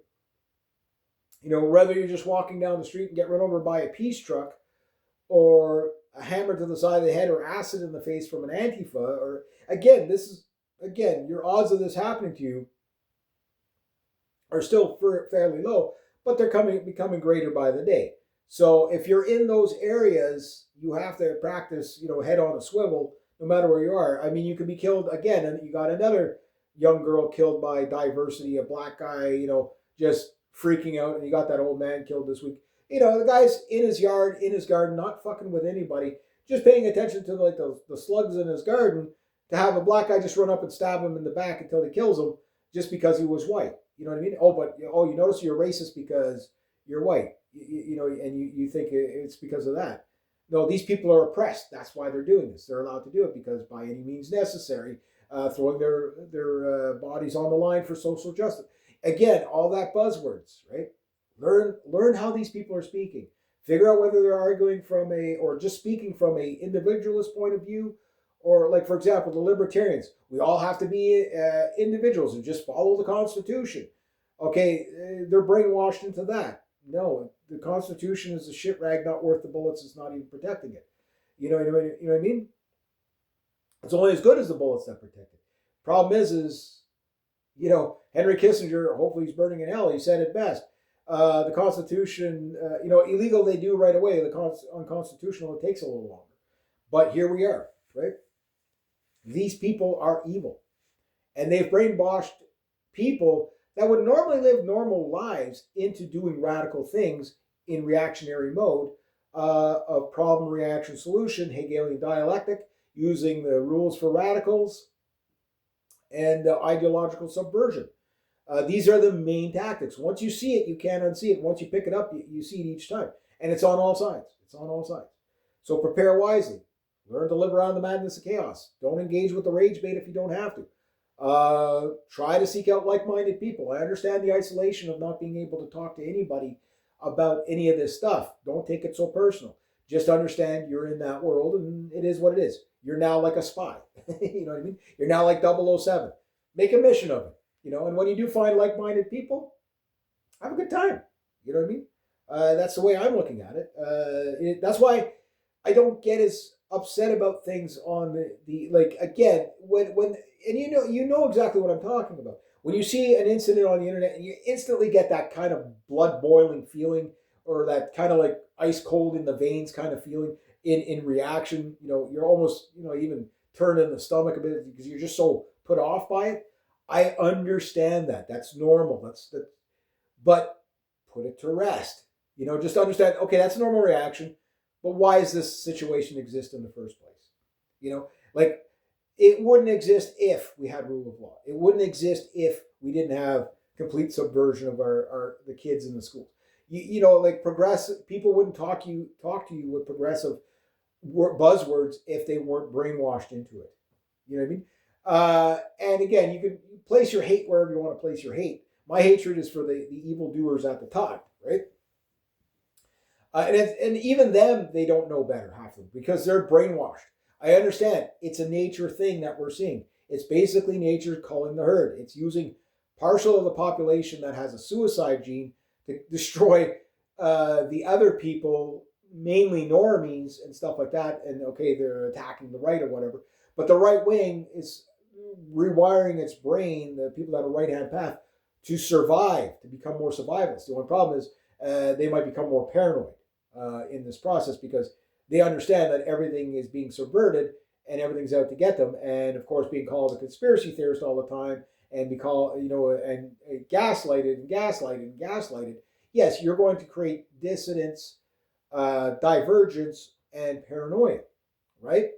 And the thing is you have to understand it like that so you don't just become the other side of the coin to the radical, right? And once you do, it's like, oh, okay, well, as soon as you witness it, you can dive the submarine and go in silent mode and just get around it. Not easy to do, but people have done it throughout history. I mean, look, there's people that, were born, lived their entire lives under communism. And some people lived well that weren't a part of the system, a part of the approval side of the system. How did they do it? Well, mind over matter. They had to find ways around it, to live around it. And that is hard. That is not easy when the system is cracking down so hard, and yet we're just at the beginning stages of it. Like I say, we're in the beginning stages of what's probably going to take place for the next 3,000 years. But there's going to be a breakaway nations. You're already seeing it, like the return to the land thing and all that. You're already seeing like these people, they're not subvertible now. The only thing you can do to those people is send in the state to kill them. Waco style. That's the only thing you can do. But when this becomes, like very norm, the problem is the system could be so busy destroying itself, fighting with itself, radical beget radical, that it turns a blind eye to what it can't even perceive as survivalism. Oh, it's just a bunch of Amish type people over there, when they're not actually Amish. They're actually forward thinking, saying, okay, yeah, we're going to have, extended family. We're going to be like a commune. We're going to, grow together, work together, take care of ourselves. Again, other groups, Jewish groups do this, Muslim groups do this. It's only white people that have been taught to be hyper individualistic and hate their own, right? Everybody else is like, no, hate whitey, but advocate for your own. It's very bizarre. And I'm not saying you have to, hate everybody else. What I'm saying is you just have to understand where the threats are and avoid them, because wasting your time hating is probably keeping you from. And I'm not saying you have to like these people or just say, just, oh, well, they're nothing burger or whatever. No, these people are a major threat to you. You can hate them for that, but just understand that instead of trying to counter them as the counter radical, like, go off and find what you stand for, find what you want to build, find people that are like minded to build with. Reach out, find a community, get that connection of family, nation, future. Go forward that way. That's the only way forward, and that's the only way out is through. No one's coming to save us. There are no good guys. There's not a single good government. Like, the government is complete evil. Like, almost every faction of the government is designed to oppress you, to attack you, particularly if you're a straight white male. It's the school system is designed to create so much hatred. When we have feminism that is designed, particularly, the worst case scenarios are usually the white women that are been told to hate white men so much and their own and their history. And again, it's just pure evil. The Antifa, you know what I mean? Like, it's predominantly white guys that have been taught to hate themselves because of colonialism and blah blah blah and fascism and stuff they don't even understand. You know what I mean? Is what it is. So I'm going to leave it at that because I got stuff I got to get done down here. I do have a little bit of a job to do tomorrow. Not a big one, just a little bit of shoveling. I want to get to some recording again today if I can. I might hold it off till Thursday. Maybe I'll do something else down here. Yeah, there we go.